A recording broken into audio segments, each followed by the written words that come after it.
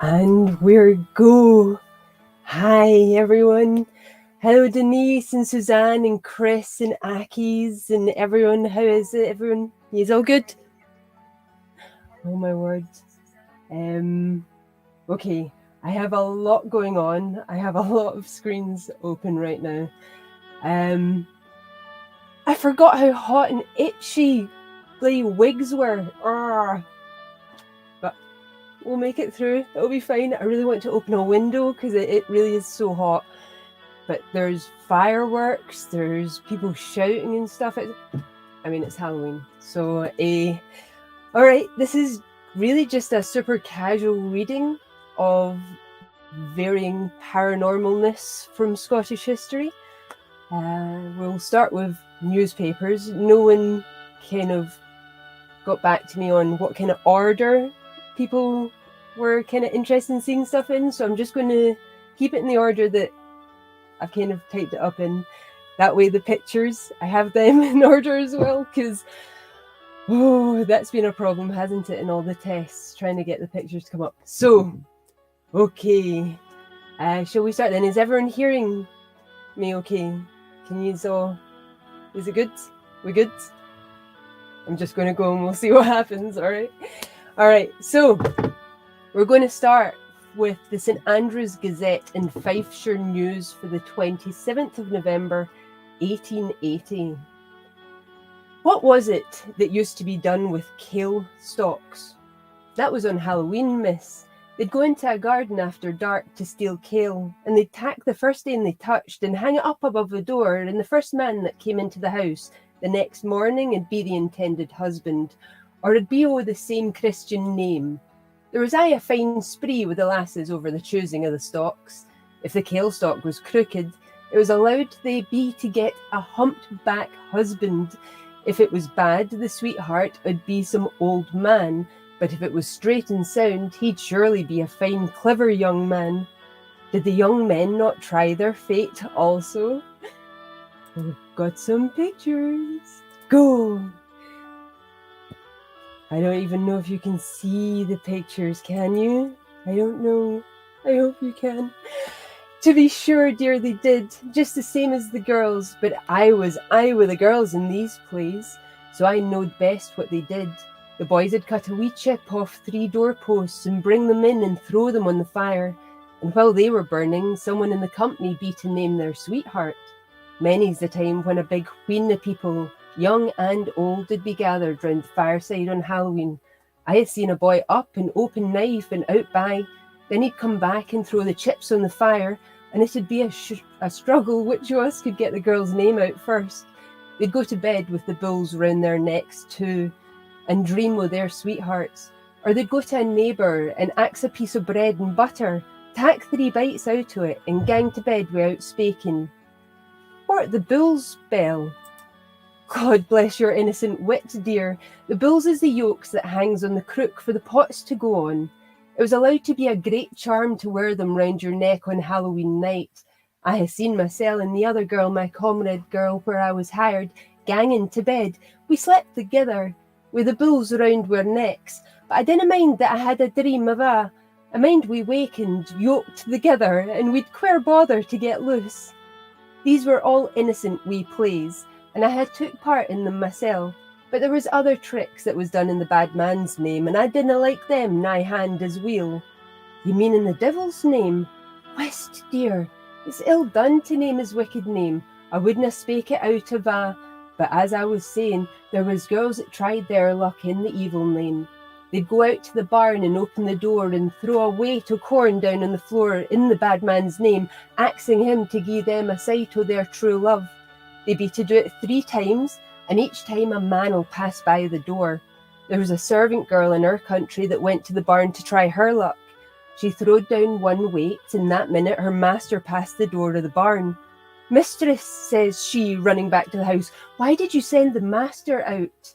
I didna send him out of says the mistress.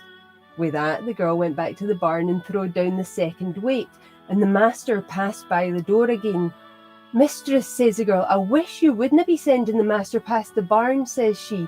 But I didna do it, I tell you, girl. The 3rd time the weight went down, The master passed again. I'll tell you what way it'll be, says the mistress when she told her. I'm going to die, and you'll be married to the maester. And so it happened not long after. There was other charms they'd try. They'd ride 3 times round a corn stack on a rake, axing the bad man to let them get a sight of their sweetheart.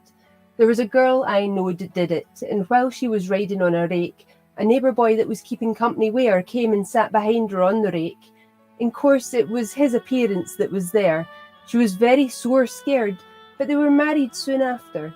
Then they'd go out on Halloween night to an old lime kiln with a clue of woolen yarn and drop it into the kiln pot, and if it was catched, they'd call out, "Wha holds my clue?" And the true love's voice would mak answer. I had known them to be that scared when the clue would be catched that they'd just run hame without speaking a word. I suppose the priest was never told what they had done. Troth, no, the priest wouldn't give in to them things ava. I had known them that washed their shirt or chemise in south running water and hung it up to dry before the fire in the evil name, laying bread and butter and a knife on the table, and the sweetheart would come home and turn the shirt at the fire and eat the bread and butter. Did you ever know anyone who did so? I heard tell of them. There was my father's oldest sister hung her chemise at the fire, and while she was looking out of the bed to see what would happen, a soldier in a red coat came in and turned her chemise and ate the bread and butter. He was a man she'd never seen before, but when they met afterwards, he could tell her he'd seen her somewhere or other. He just couldn't say where. He was ava in France at the time. That is our first story, and it's just talking about how Halloween used to be. There's bonfires all the time, and people would use it to divine who their sweethearts in the future were going to be. So you're going to get a lot of that, really, because that really was what Halloween was about. The idea that the veil between the other world was thinner on All Hallows Eve, that you could somehow contact the spirit world in order to get answers to these questions was a really strong belief. So next we have the Buchan Observer from November the 2nd, 1866. I was sitting by my fireside thinking about home and what like it used to be at this season of the year, and at last my thoughts, after wandering in a dreamy sort of way around various subjects, became fixed upon Halloween and the different things we as boys used to do on that day. I, with a relish as great as I experienced when actually among them, went over in spirit the lighting of our bonfires, the pulling and blowing of our caw-stalks, stuffed with tow, the running about with the burning peats or sticks, the nicely ornamented lanterns made out of huge turnips, and the many other pastimes which used to engage our attention on that evening. While thus roaming over the records of the past, I again felt myself a boy, and wished from the depth of my heart that those days were present again, though it was only for one evening, and that I were in the midst of a real Halloween, as it used to be held in Peterhead some 25 or 30 years ago. From thinking upon this, I began to pass to its cause, and to wonder why it was that we performed those rites on this evening more than on any other. And from thinking, I proceeded to investigate the cause, and after I have shortly related this to you, and given you the reason for all those mysterious incantations, I shall tell you how we used to spend our Halloween about the year 1840. I need not remind any of your readers, or any of the boys in Peterhead, that a rhyme used to be sung by us as we danced around the bonfires, to the following effect. This is Halloween, the morn's hallow day, 9 days to Martinmas, 'twill soon wear away.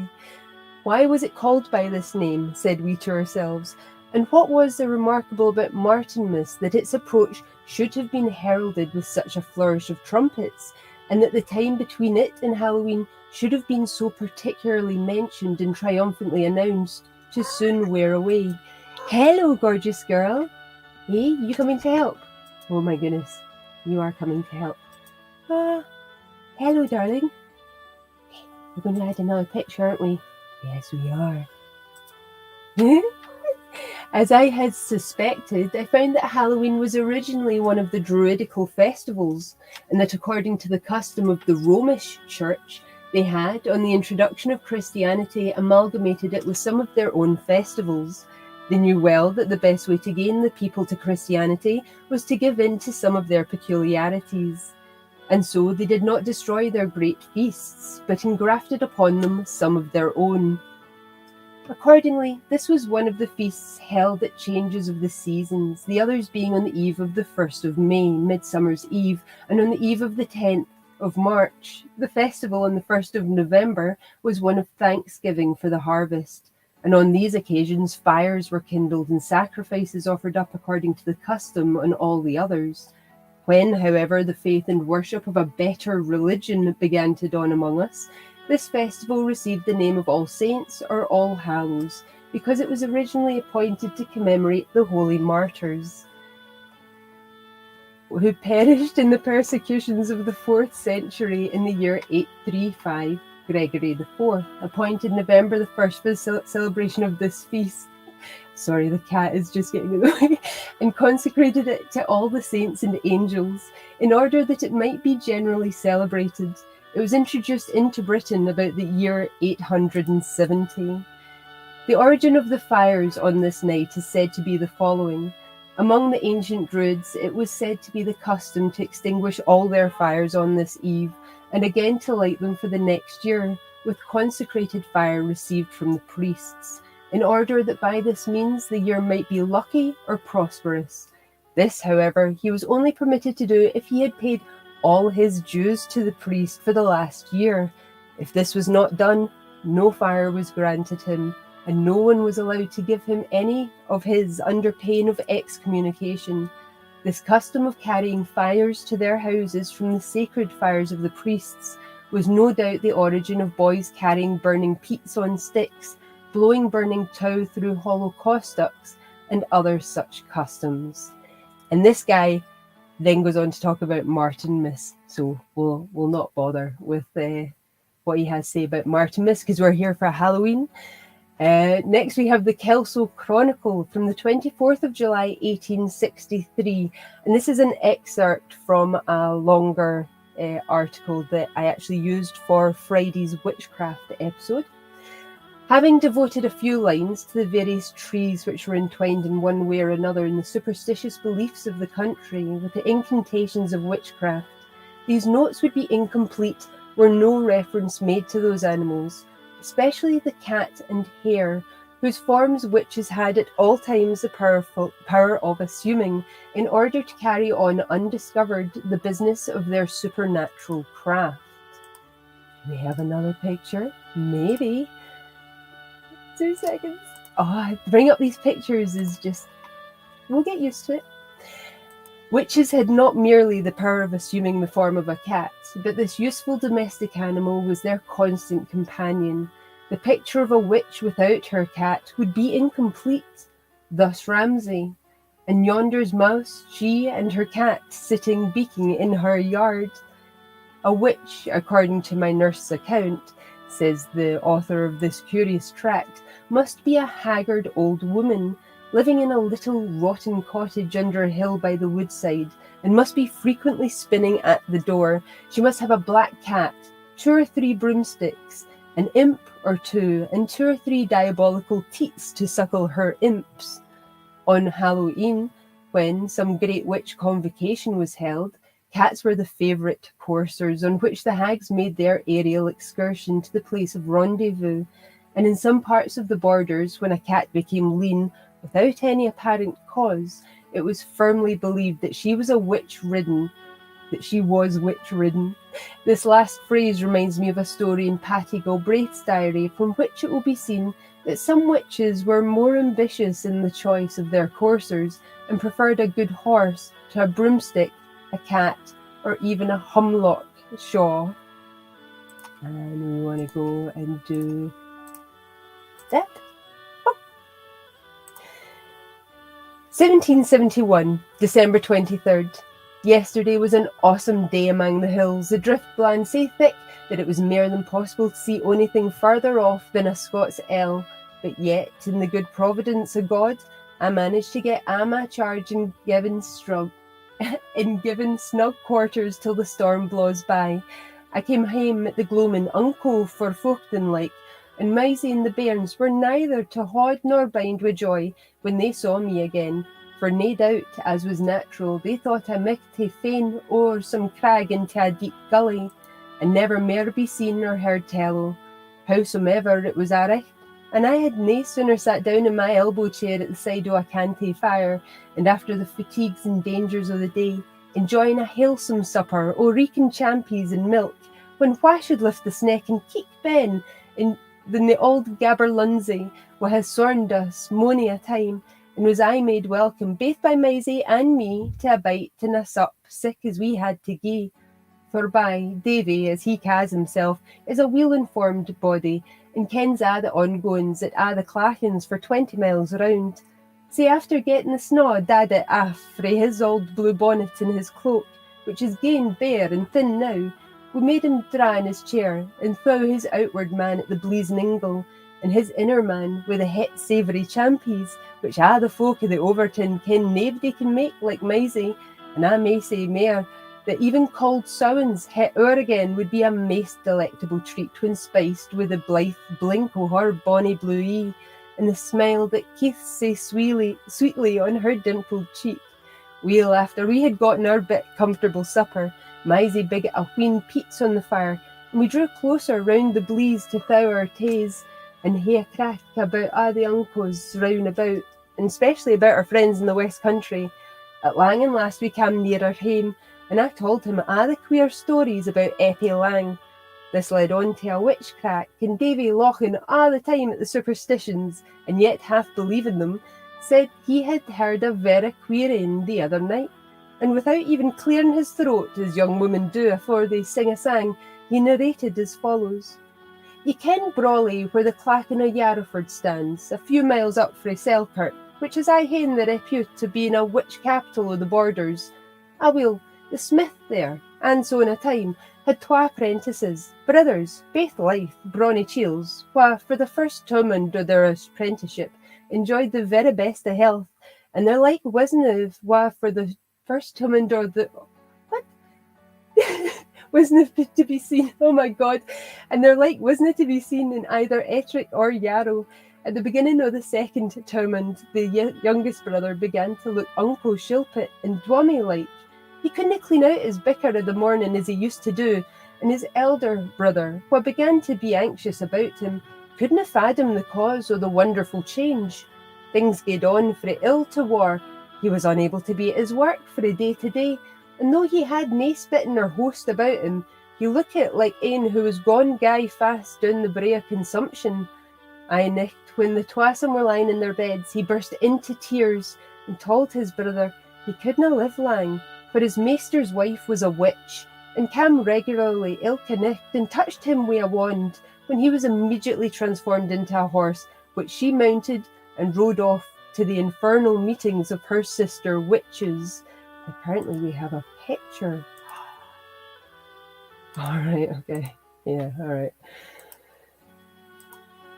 These midnight meetings were held often at a great distance. Wherever Old Nick, their maester, appointed them, in mair than ance, they had broken into cellars and continued drinking and go ravagin till the morn. When a was o'er, she slipped the bridle off his head, when he resumed his wonted shape. This took place when the elder brother was sound asleep after the hard toils of the day. The elder advised his younger brother to sleep ayont him, and he would take his chance o' a nicht among the witches. The next nicht, he lay awake till the hour mentioned by his brother, when prompt at the exact time her ladyship made her appearance, rigged out in high style, with a bridle in ae hand and a wand i' the other. She kissed the bridle o'er his head and gied him a touch wi' her wand, and in a jiffy he sprang up in the shape of a fine hunting horse. She vaulted into the saddle, and in the midst of a vast cavalcade of witches, she rade straight to the cellar of a neighbouring gentleman, where they plied the inspiring juice of the grape till their ain torches burnt blue afore them. A' the time her horse keepit rubbing his head against his stall, till aft came the bridle, and he was himself once more. He took the bridle and stood in a neuk till his mistress and a' the lave of the hags made their appearance in the stable, when, as quick as lightning, he threw it o'er her head, when a fine grey mare started up in his hand. He mounted and rode through thick and thin till he noticed that ane of her 4 feet had lost a shoe. He took her to the first smithy he came to, and had another cad on, and likewise a new one on the other foot. After this he led her into a ploughed field and galloped up and down among the deep furrows till she had nearly drapped down. He pulled off the bridle so that she might resume her ain shape and get into bed afore her husband get up to begin his work of the morning. When he came in at parritch time, he found his wife lying in the bed and mair like a corpse than a leaving body. The blacksmith, being seriously alarmed, sent off to the town for a doctor, while in nae lang time stood at the bedside of the sick wife. He lifted her arm to examine the state of her pulse, when to his great astonishment he observed that she had the shoes of a horse nailed to her hands. The apprentice, wha was present, stepped forward and told the hale circumstances, and the next day she was tried by the magistrates of Selkirk and condemned to be burnt on a stane in Bulshaw, which sentence was as promptly carried into effect as her discovery, trial, and condemnation had been. In addition to this wonderful and almost incredible story of the old Gaberlunzie, I would subjoin one or two more, which will serve to illustrate the witch literature of a former period and afford amusement to the lovers of the supernatural of the present age. As a man of the name of Ronaldson was one morning about sunrise tying his garter, having his foot upon a stone, he was astonished when something like a rope of straw was passed between his legs, on which he was carried to a small brook at the foot of the south hill of Eildon, from heating a horse laugh. He imagined that he was taken away by the witches, and as he was endeavouring to dismount from the rope at a ford called the Brig of Staines, he chanced to get his foot against a large stone and exclaimed, "In the name of God, you'll get me nae farther," when in a moment the rope broke, and the whole air resounded as if 1,000 people were laughing, and a voice was heard saying, "We've lost the coof this time." Ronaldson lived in the village of Bowden and had frequent encounters with the witches of that place. A clergyman who took every opportunity of inveighing against the superstitious opinions of the time, and who denounced with all his powers of eloquence the popular belief in witches, fairies, and brownies, became convinced of his error in a rather practical manner. Returning home at a late hour from a meeting of presbytery, at a period of the church's history when social intercourse and good fellowship had not been disturbed by the ghosts of non-intrusion or spiritual independence, he was seized by witches and carried aloft into the air. Over the cloudlet dim, over the rainbow's rim, he was conveyed for many a mile, and so far distant was he removed from the earth that neither manse, glebe, nor church was discernible, and he despaired of ever beholding these dearly beloved objects again. The witches, seeing that he was sufficiently convinced of their existence, brought him once more to terra firma, and set him quietly down beside the door of his manse, where he was found next morning to the no small astonishment of the household. He lived many years to relate to admiring circles the wondrous tale of his adventures. Though this man, John, used to shrug his shoulders and aver that it wasna for ane his place to contradict the minister, but he kened full weel that he cam to his ain door on his ain mare, but nae doubt for all that he had some unco sair encounter with spirits, but whether they were the witches o' Glenlivet or the brownies o' Campbelltown, he couldna tell. Oh, I've got another picture. I need to stop announcing that, but honestly, it's a whole process, you know. Tradition says that the Laird Harry Gillis of Littledean was extremely fond of hunting. One day, as his dogs were pursuing a hare, they suddenly stopped and gave up the pursuit. In a rage, he swore that the animal they had been in chase of was one of the damned witches of Maxton. He had no sooner spoken than the hares arose all around, so numerous that they were springing over the saddle before him. His rage was so violent when he saw his hounds would not kill them that he jumped off his horse and slew them all but one black hound, who at that moment was in pursuit of a very large hare. He remounted and rode after the black greyhound, who had turned the hare, which was coming directly towards him. He made to spring to clear his horse's neck, but he dexterously laid hold of one of her forelegs and, drawing his knife, cut it off. And very soon the hares, which were running in such multitudes, instantly disappeared. Next morning, he learned that an old woman of Maxon had lost her arm, but in what way his informant could not account. When the laird went to her house, he pulled out his hare's foot, which by this time had changed into a woman's arm. On applying it, he found that she had been the hare he had mutilated, as it answered the stump perfectly. She confessed her crime and was taken the same day and drowned in a pool of the Tweed by the people of the village. Well, isn't that nice? People shouldn't be drowning people for stupid stuff like that. The fairies, says the Ettrick shepherd, no mean authority on the subject, have now totally disappeared, and it is pity they should, for they seem to have been the most delightful little spirits that ever haunted the Scottish dells.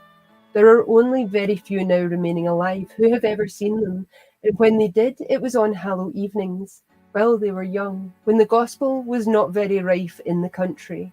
But strange as it may appear, with the witches it is far otherwise. Never in the most superstitious ages was the existence of witches or the influence of their diabolical power more firmly believed in than by the inhabitants of the mountains of Ettrick Forest at the present day. Many precautions and charms are used to avert this influence, in order to free flocks and herds from the blasting power of these old hags. There are 2 farmers still living, who will both make oath that they have wounded several old wives with shot as they were traversing the air in the shape of moorfowl and partridges. A very singular amusement that for old wives. I heard one of these gentlemen relate with the utmost seriousness, and as a matter he did not wish to be generally known, that one morning, going out a fowling, he sprung a pair of moorfowl in a place where it was not customary for moorfowl to stay. He fired at the hen, wounded her, and eyed her until she alighted beyond an old dyke. When he went to the spot, his astonishment may be well conceived, when he found Nell picking the hair out of her limbs. He was extremely vexed that he had not shot the cock, for he was almost certain he was no other than Watty Grieve. The tales and anecdotes of celebrated witches that are still related in the country are extremely whimsical and diverting. The following is a well-authenticated one. A number of gentlemen were one day met for a chase in the lands of Newhouse and Kirkhope. Their greyhounds were numerous and keen, but not a hare could they rise. At length a boy came to them, who offered to start a hare to them if they would give him a guinea and the black greyhound to hold. The demand was singular, but it was peremptory, and on other conditions he would not comply. The guerdon was accordingly paid, the hare was started, and the sport afforded by the chase was excellent. The greyhounds were all baffled and began to give up one by one, when one of the party came slyly behind the boy and cut the leash in which he held the black dog. Away he flew to join the chase. The boy, losing all recollection, ran bawling out with great vociferation, "Hey, mother, rin! Hey, rin, ye old witch! If ever ye ran of your life, rin, mother, rin!" The black dog came fast up with her, and was just beginning to mouth her when she sprung in at the window of a little cottage and escaped. The riders soon came to the place and entered the cot in search of the hare, but lo, there was no living creature there but the old woman lying panting in a bed, so breathless that she could not speak a word. But the best old witch tale that remains is that which is related of the celebrated Michael Scott, master of Oakwood. Sir Walter Scott has preserved it, but so altered from the original way that it is not easy to recognise it. The old people tell it as follows. There was one of Mr. Michael's tenants who had a wife that was the most notable witch of the age. So extraordinary were her powers that the country people began to put them in competition with those of the master, and say that in some cantrips she surpassed him.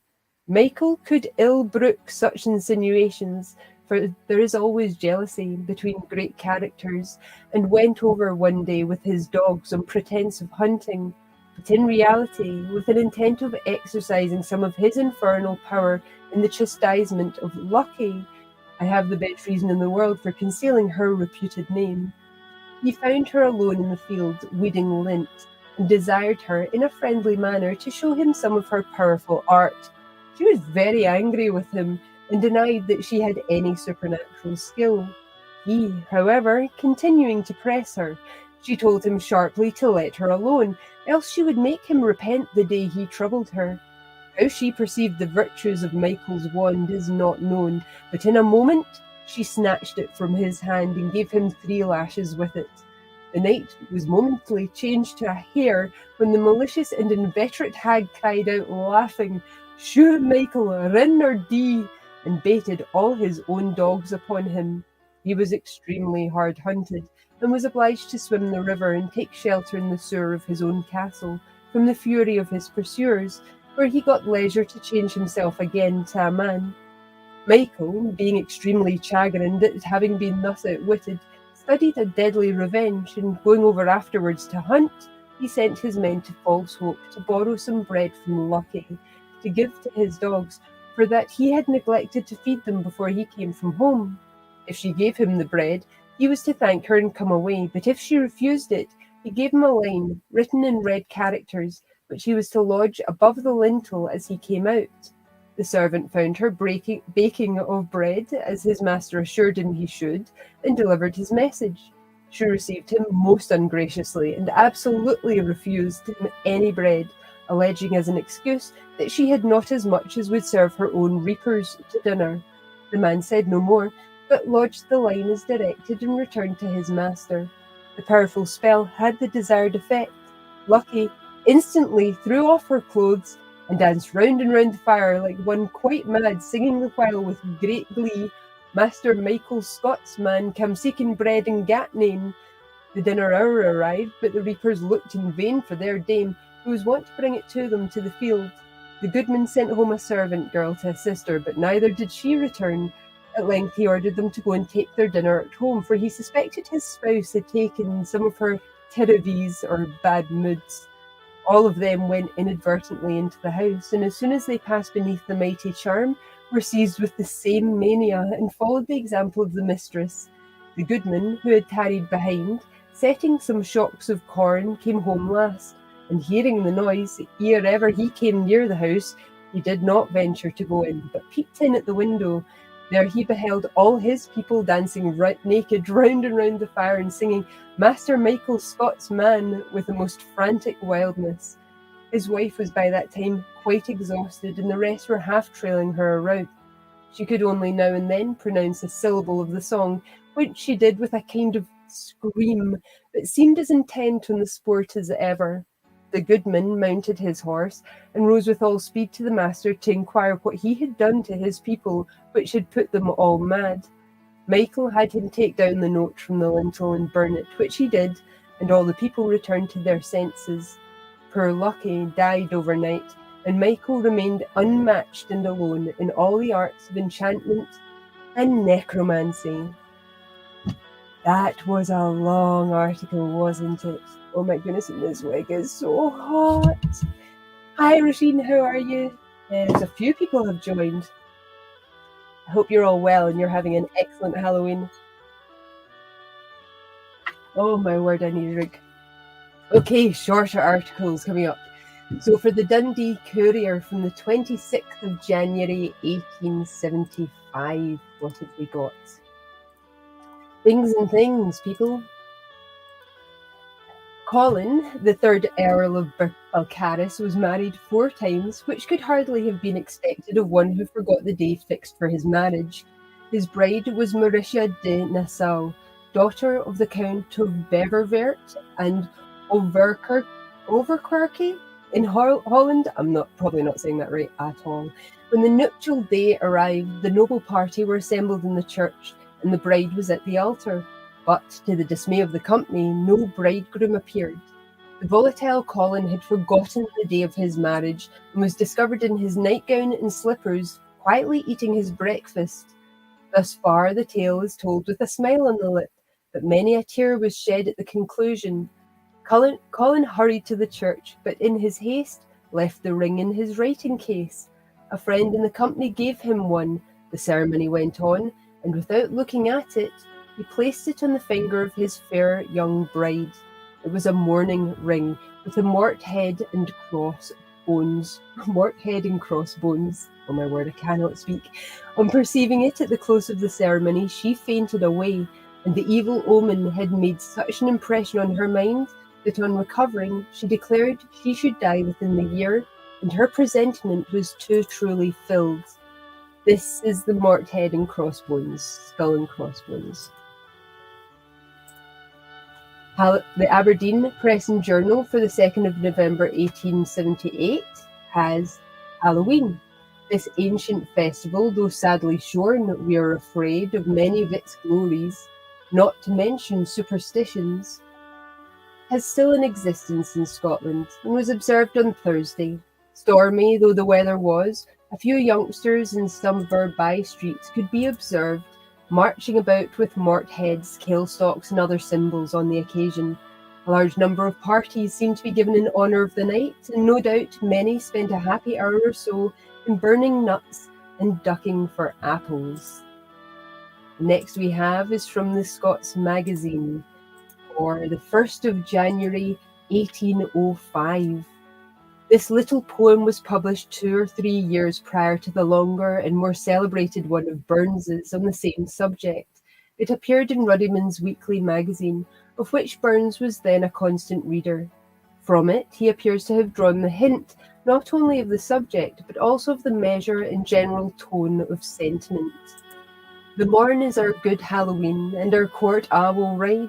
Gin ony maiden wins her man, then she may be his bride, which is an old ballad of the fairy court.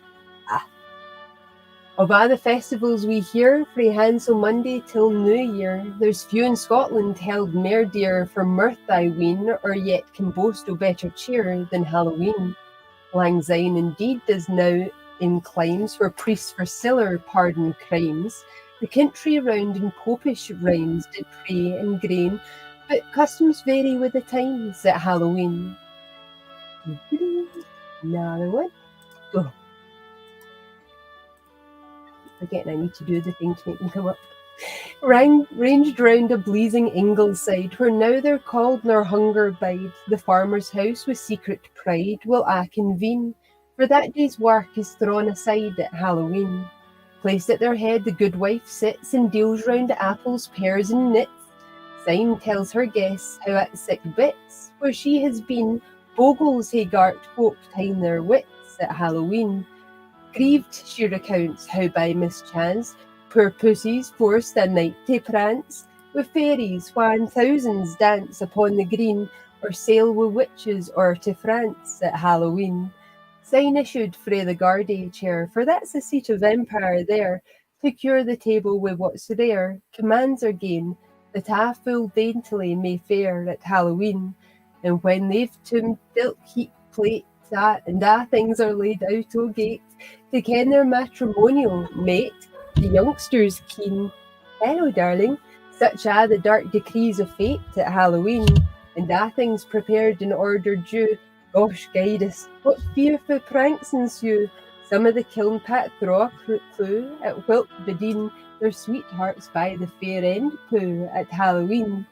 Others, with some uncanny gift, in an old barn a riddle lift, where, thrice pretending corn to sift, with charms between, their Joe appears as white as drift at Halloween. But where a langsome tale to tell, the gates at ilka charm and spell, ane spawn to sow, hemp seed himsel, poor Jock McLean, plump in a filthy peakpot fell at Halloween. Half felled with fear and drookit wheel, he frae the mire doth hardly spiel, but frae that time the silly chiel did never grin, he cast his cantrips wi' the deil at Halloween.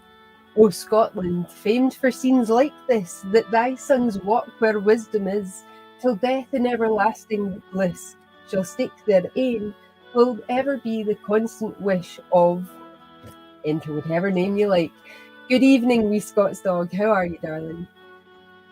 We're on to a wee bit about Shanter. This is from the Poetry of Robert Burns, published in 1896.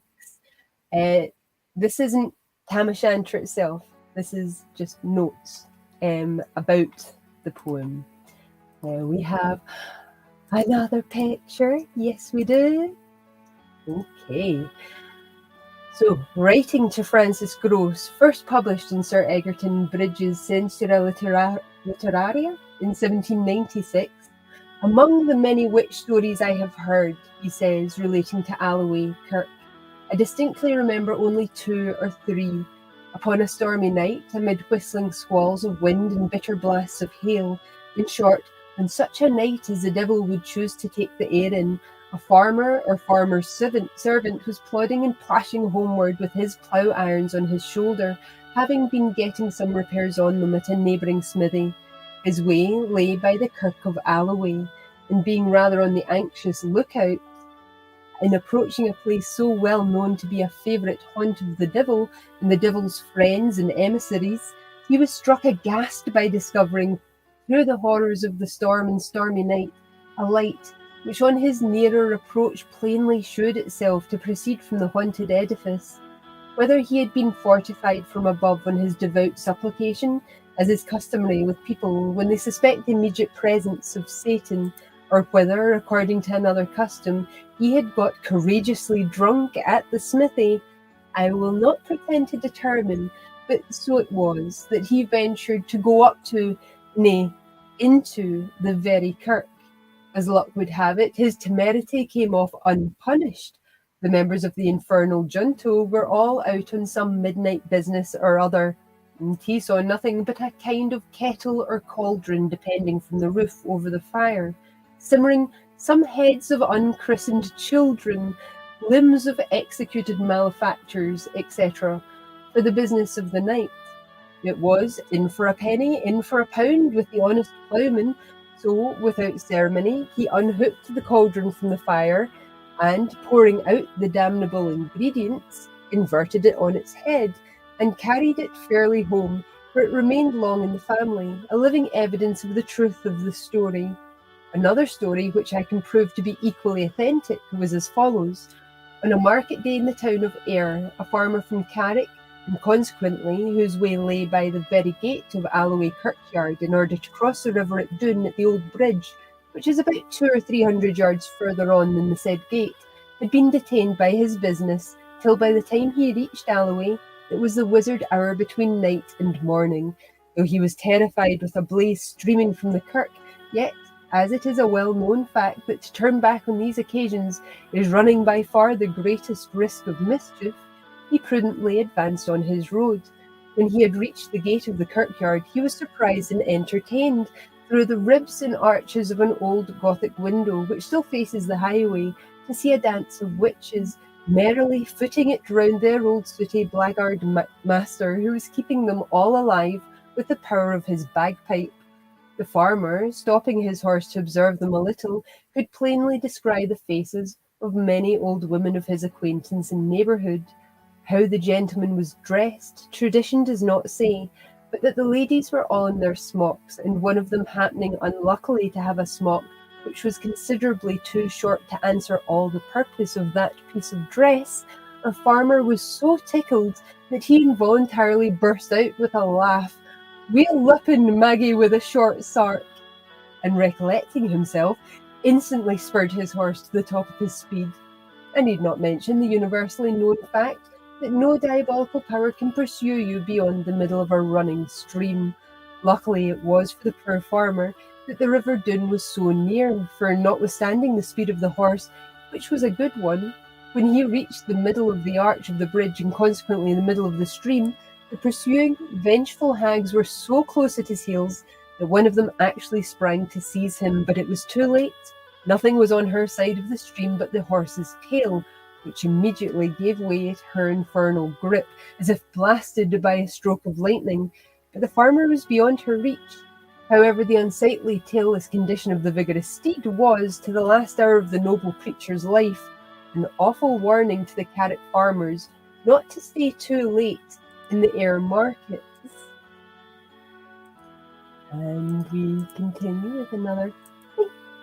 The last relation I shall give, though equally true, is not so well identified as the two former with regard to the scene, but as the best authorities give it for Alloway, I shall relate it. On a summer's evening, about the time nature puts on her sables to mourn the expiry of the cheerful day, a shepherd boy, belonging to a farmer in the immediate neighbourhood of Alloway Kirk, had just folded his charge and was returning home. As he passed the kirk in the adjoining field, he fell in with a crew of men and women who were busy pulling stems of the plant ragwort. He observed that as each person pulled a ragwort, he or she got astride of it and called out, "Up, horsey!" on which the ragwort flew off like a Pegasus through the air with its rider. The foolish boy likewise pulled his ragwort and cried with the rest, "Up, horsey!" And, strange to tell, away he flew with the company. The first stage at which the cavalcade stopped was a merchant's wine cellar in Bordeaux, where, without saying by your leave, they quaffed away at the best the cellar could afford until the morning. Foe to the imps and works of darkness, threatened to throw light on the matter, and frightened them from their carousals. The poor shepherd lad, being equally a stranger to the scene and the liquor, heedlessly got himself drunk, and when the rest took horse, he fell asleep, and was found so next day by some of the people belonging to the merchant. Somebody that understood Scotch, asking him what he was, he said such a one's heard in Alloway, and by some means or other getting home again, he lived long to tell the world the wondrous tale. He got home? He wasn't murdered for drinking all their booze? Okay.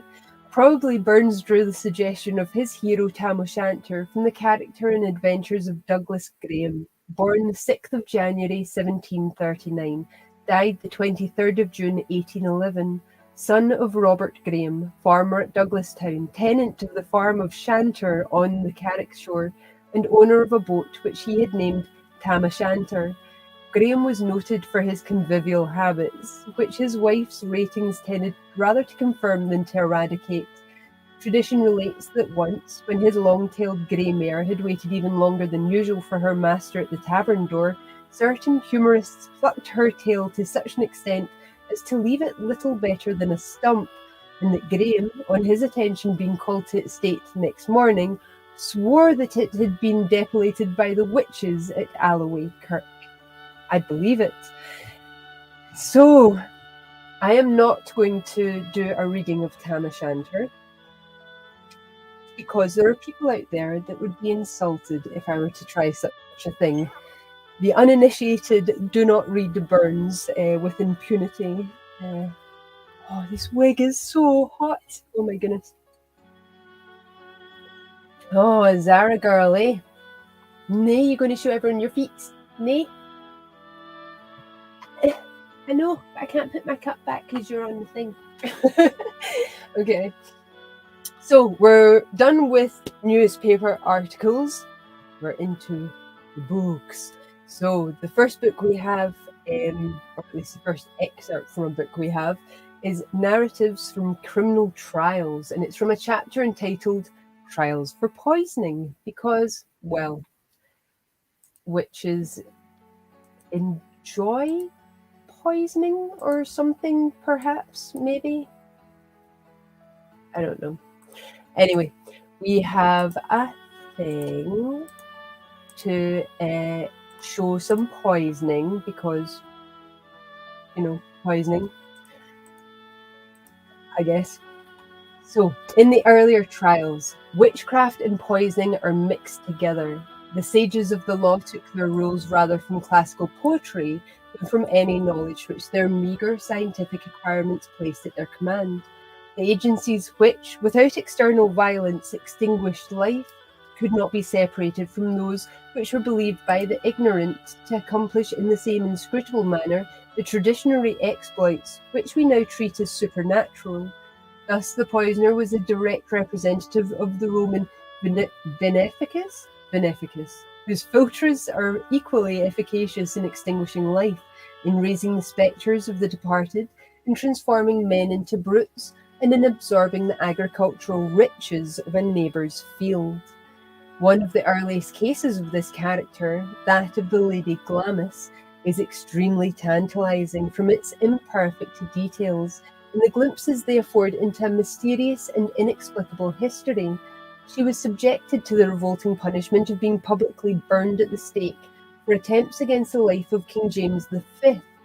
At an earlier period, we find traces of an attempt to bring her to trial for the intoxication of her husband, a trial which, according to the modern meaning of words and without further explanation, would only seem criminal in the eyes of a jury of total abstainers, but a darker colouring is given to the affair by other documents, which refer to her having put him to death through the same means, per intoxication, and the accusation doubtless referred to the use of philters, poisonous drugs, or incantations.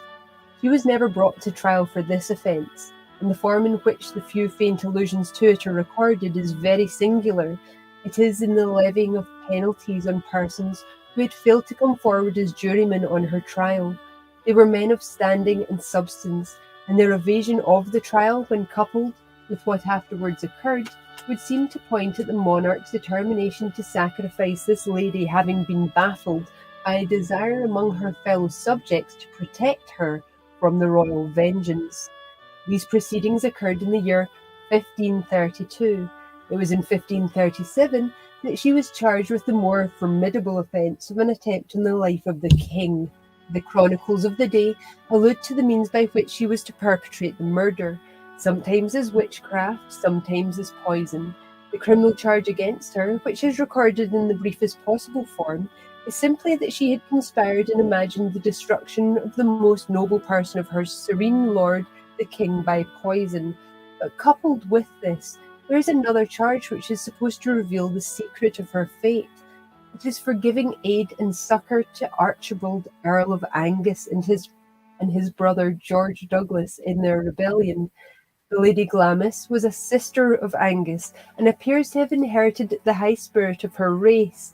The house of Douglas, after its most desperate wrestle with the power of the crown, had fallen, to all appearance, irretrievably. There was little generosity or even compassion in those days for humbled enemies, and the slightest footing left to the subdued foe might only give him the means of future vengeance. When it was a merit in the court menials to refuse a cup of water to the fallen chief, he was, however, tended with bountiful affection by his sister, the Lady Glamis. This is believed to be the secret of her tragic fate, and of the narrow information and the specific acts of which she was charged. Sir Thomas Clifford, the English ambassador, in a letter in which he strangely misspells the title of the great Earl, says, the Lady Glamis, sister to the Earl of Anguish, was burnt in Edinburgh for treason laid to her charge against the king's person, as I can perceive without any substantial ground or proof of matter. Some historians speak in a tone almost chivalrous of the fate of this unfortunate lady. The historian of the family of Drummond says she was accused by suspected witnesses, if not false, that she and her son and some others had gone about to take away King James V his life by witchcraft, whereupon she was burnt upon the Castle Hill of Edinburgh, with great commiseration of the people in regard of her noble blood and singular beauty. She being in the prime of her age, and suffering with a masculine courage, all men conceiving that the king's hatred to her brothers had brought her to that end. Similar and more full are the notices of old Hume of Godscroft, whose history of the House of Douglas was penned with the devotion of a family bard or Celtic shanachie. The king's anger still continued against them in such sort that 9 years after, in 1537, he was contented that Jane Douglas, Lady Glamis, who was Angus's sister, should be accused by false witnesses, condemned and executed. The point of her accusation was that she and her husband Archibald Campbell then, and her son and an old priest, had gone about to make away the king by witchcraft. Their servants were tried and racked, but confessed nothing. Her accuser, John Lyon, a servant of her first husband, when he saw how they were liked to be used, and that the house of Glamis would be ruined, repenting of what he had done, confessed to the king that he had wronged them, but it did no good. It must be mentioned that, as in some measure weighing against the theory of the Lady Glamis being fictitiously accused, that a certain Alexander Mack, it's spelled differently but said the same, was tried for having prepared and sold the poison. His punishment was a curious one, to have his ears cut off, and to be banished to the country of Aberdeen, there to remain for the remainder of his life, which was to be forfeited if he entered any other part of Scotland. That's funny. I was actually banned from Stirling. That was, yeah, court order, banned from Stirling. But protesting against nukes, it was all in a good cause. After some interesting and briefly recorded cases, the next remarkable trial for poisoning is that of another titled woman, the Lady Fowlis, who was indicted on the 22nd of July 1590 for witchcraft, incantation, sorcery, and poisoning. The accusations against her, if true, are a history of terrible criminality and superstition. She was the second wife of the Lord Fowlis, and one of the victims against whom she directed her machinations was his eldest son by his former marriage and the heir to the family estate. The other object of her murderous attempts was Marjorie Campbell, the wife of her brother Ross of Balnagowan. Her object in this instance was, it appears, to bring about a marriage between her brother and her stepdaughter, the sister of the other victim, but the ultimate effects which she had in view are far from being distinct. Not a picture. I'm probably not going to stop announcing that. The lady's chief familiar and agent in this diabolical business was a certain Marjorie McAllister, alias Loskie Lawn Cart, denounced in the indictment as a notorious witch. A portion of their operations, which they seem to have carried on with a perseverance worthy of a better and more productive cause, was the making of pictures or images of their victims in clay and butter. Loskie Longcart was the artist on the occasion, and it would be interesting could we know how far the accomplishments which gave her a reputation for supernatural powers extended to the fine arts. The lady and her colleague occupied themselves in discharging elf arrows, or the little flint arrowheads which have been dug up in numbers throughout Scotland. Excuse me. One instance is mentioned where the Lady Fowlis stood by when Loskie Longcart discharged the elf arrow 8 times at the picture, flagrantly missing it at every shot. They had provided, it appears, 3/4 of fine linen cloth for the pictures. If they had been hit by the elf arrowhead and the linen to be bound about the said pictures, and the pictures so to have been earded, or earth, under the brig end of the stank of Fowlis, a species of shrouding and burial, which was to follow the symbolical extermination.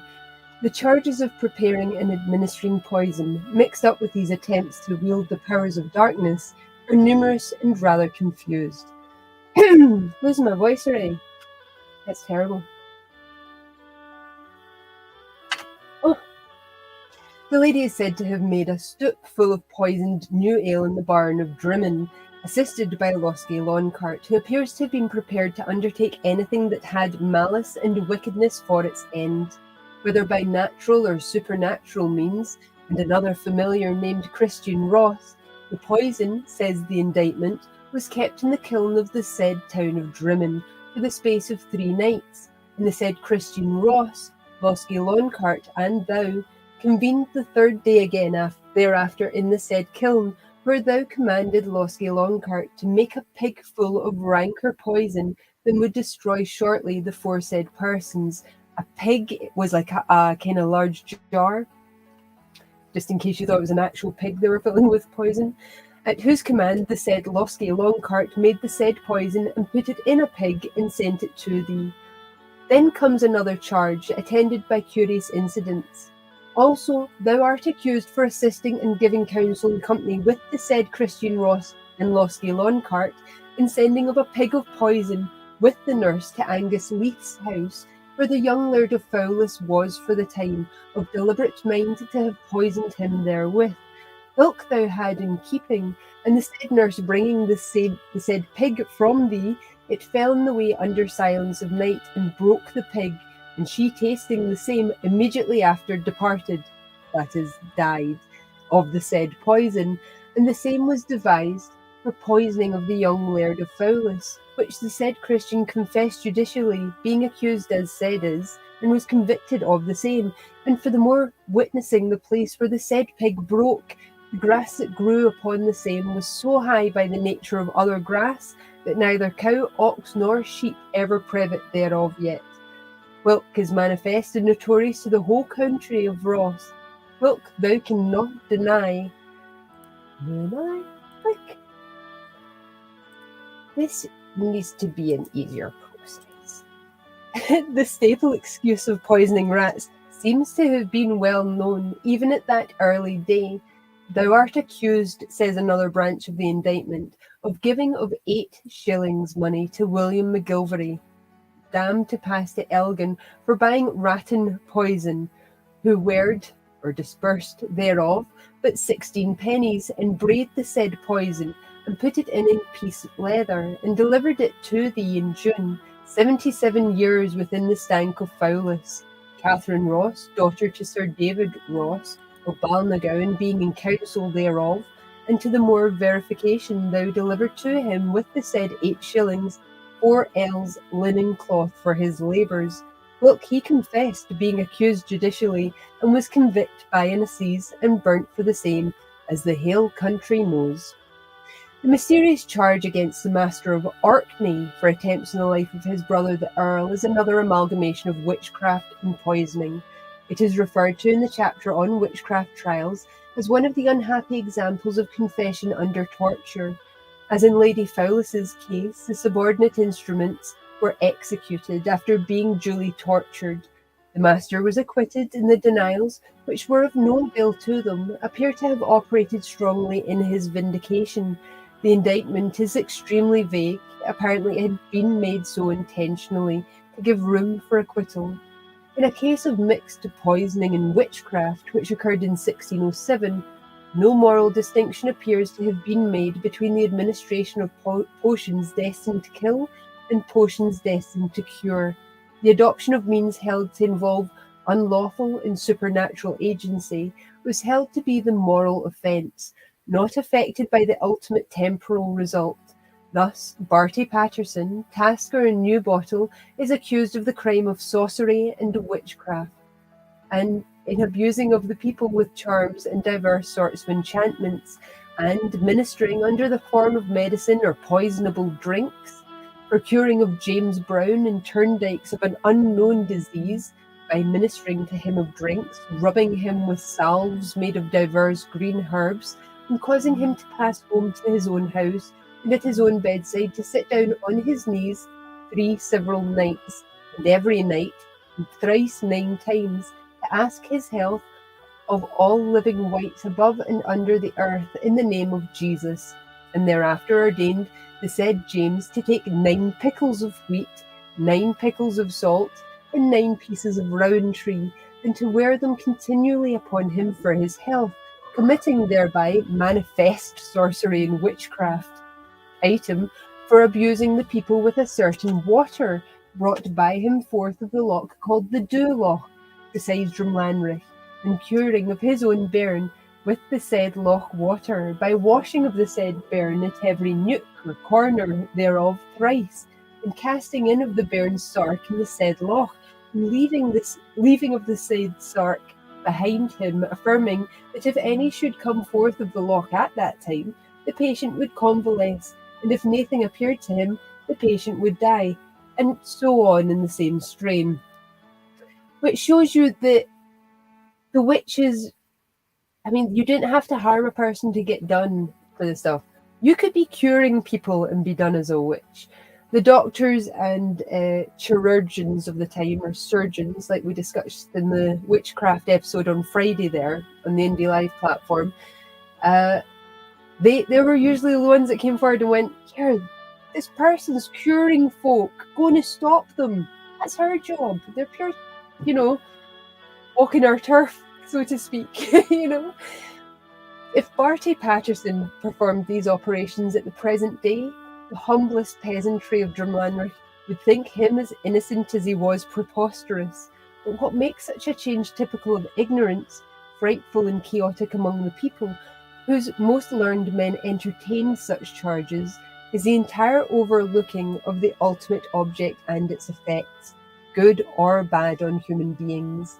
The murder of John Miller and Elizabeth Robertson with poisonable drinks seemed to have been put in the same category of crime as the curing James Brown of an unknown disease in the attempt by the wizard to restore his own child's health with waters of the Dulloch. Patterson was sentenced to be worried or strangled at the stake and burned, which was the standard death for witches. The next case is an instance of unquestionable crime perpetrated by several members of a very worshipful family for the basest motives. In 1613, Robert Erskine and his three sisters, Helen, Isabel, and Agnes, were brought to trial for the murder of their nephew, the young Laird of Dun. This miserable family were the direct descendants and representatives of that John Erskine of Dun, one of the leaders of the Reformation, whose zeal, piety, and private worth acquired for him a veneration not far behind that paid to Knox and Wishart.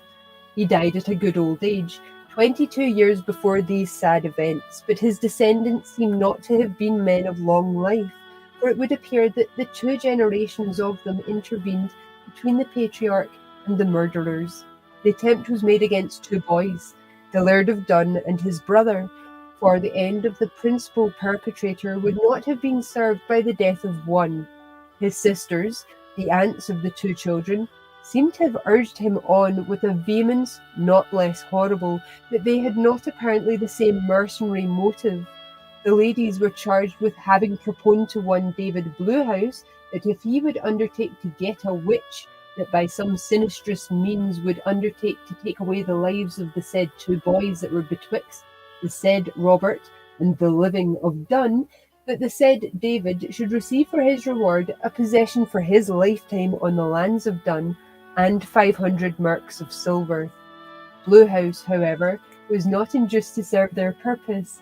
It is then stated that the ladies crossed the cairn of Mont, a pass of the Grampians near which the upper portion of Angus touches the Highlands, and having entered the wilder country to the north, were gathered at the Muir alehouse, with one suited for their purpose, a certain Janet Irving, a witch and abuser of the people.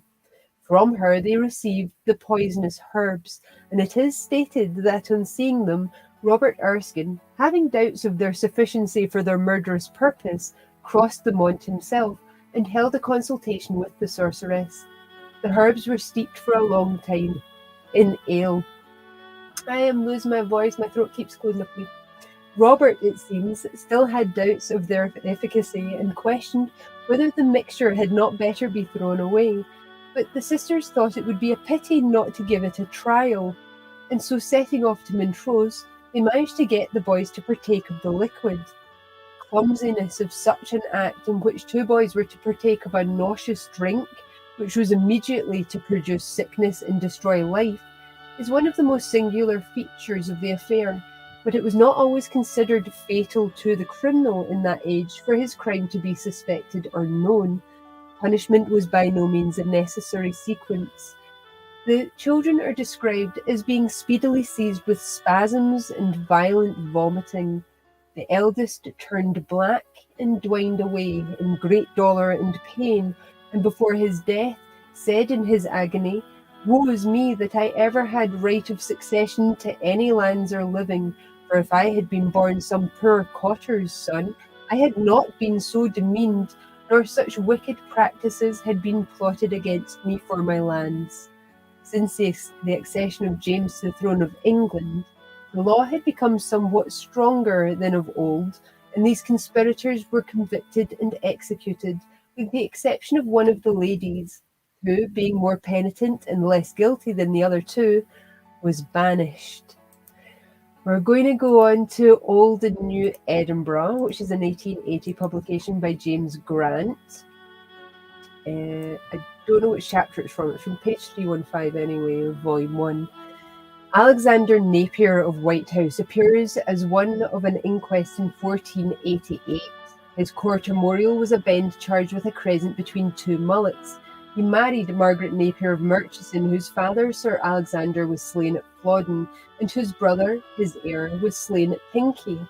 In 1581, among the names of the commissioners appointed by James VI, anent the Cunye, that of William Napier of the Wrights House appears, And in 1590, his sister Barbara Napier was accused of witchcraft on the 8th of May and of being present at the great meeting of Scottish witches held by the devil in North Berwick.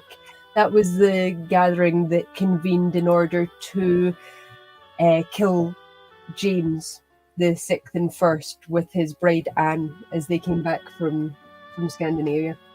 The wife of Archibald Douglas, brother of the Laird of Carshogle, her trial was one of great length, involving that of many others, but a portion of the charges against her will suffice as a sample of the whole from Pitcairn's trials. Satan had informed the witches that James VI of Scotland was the greatest enemy he had, and the latter's visit to Norway to bring over his queen seemed to afford an opportunity for his destruction. Accordingly, Dr. Fear of Trinent, the devil's secretary, summoned a great gathering of witches on Hallow Eve, when 200 of them embarked, each in a riddle or sieve, with much mirth and jollity, and after cruising about somewhere on the ocean with Satan, who rolled himself before them on the waves, dimly seen, but resembling a huge haystack in size and aspect, he delivered to one of the company, named Robert Grierson, a cat, which had been drawn previously 9 times through a crook, giving the order to cast the same into the sea.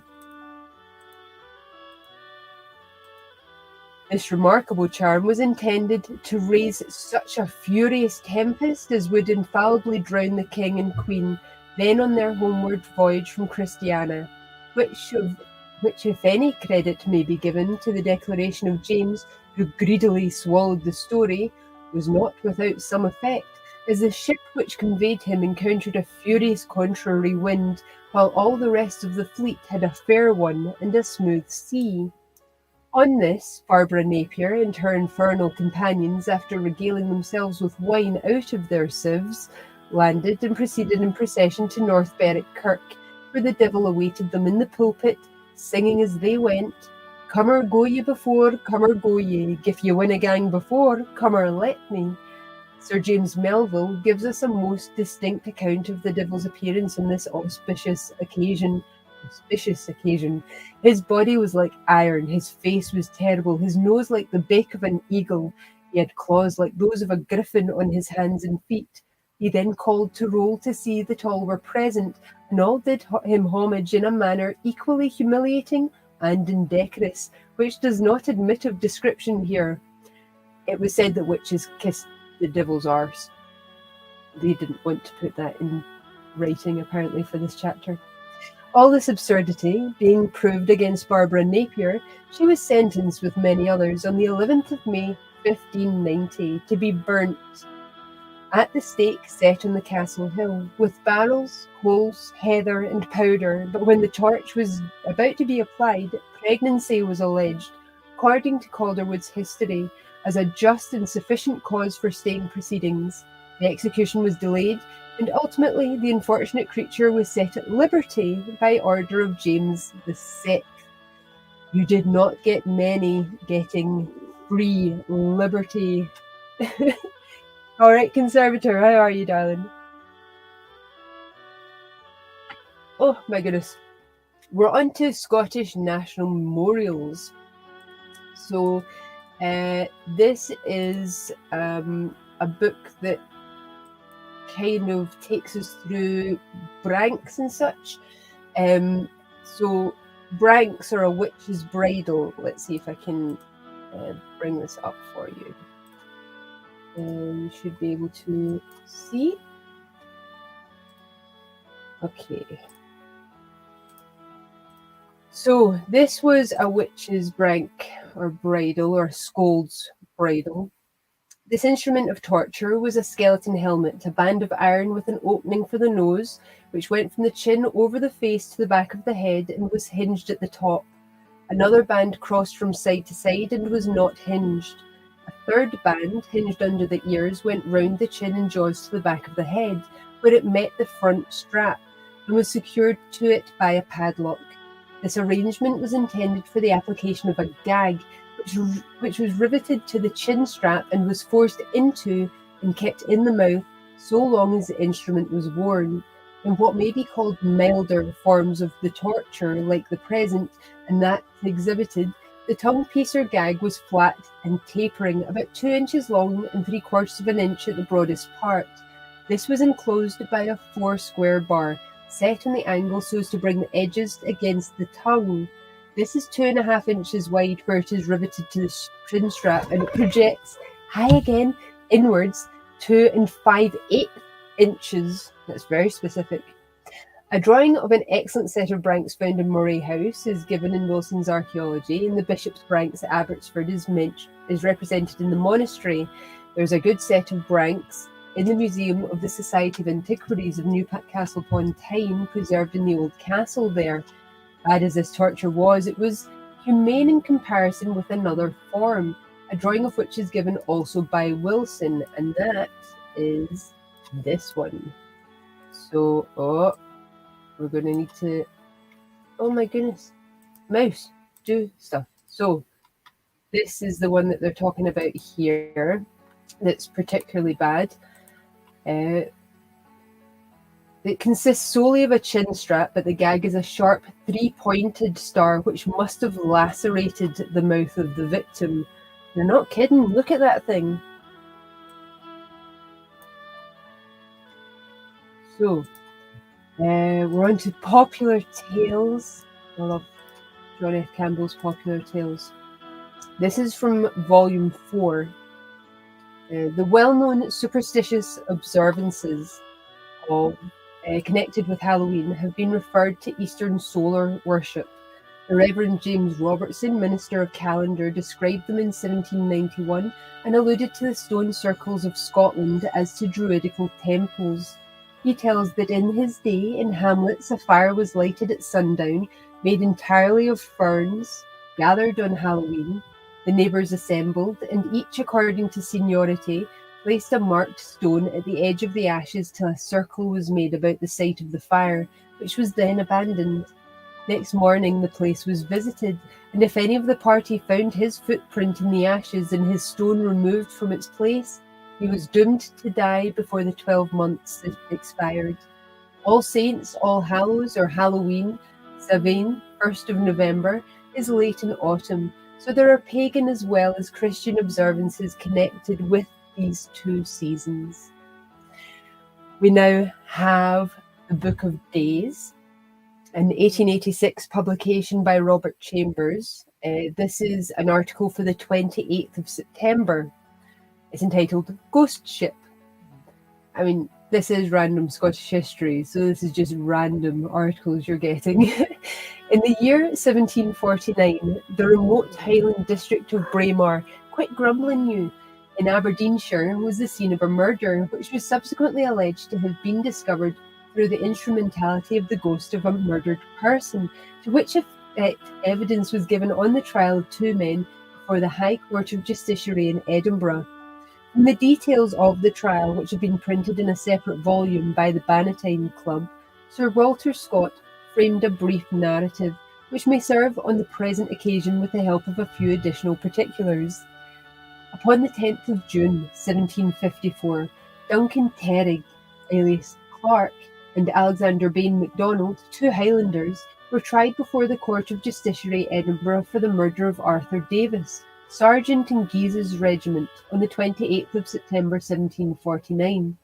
The accident happened not long after the Civil War of 45, the embers of which were still reeking, so there existed too many reasons on account of which an English soldier, straggling far from assistance, might be privately cut off by the inhabitants of these wilds. Davis had a fowling piece, a gun for shooting birds, and money and rings upon his person, and some of his valuables were afterwards seen in possession of the accused.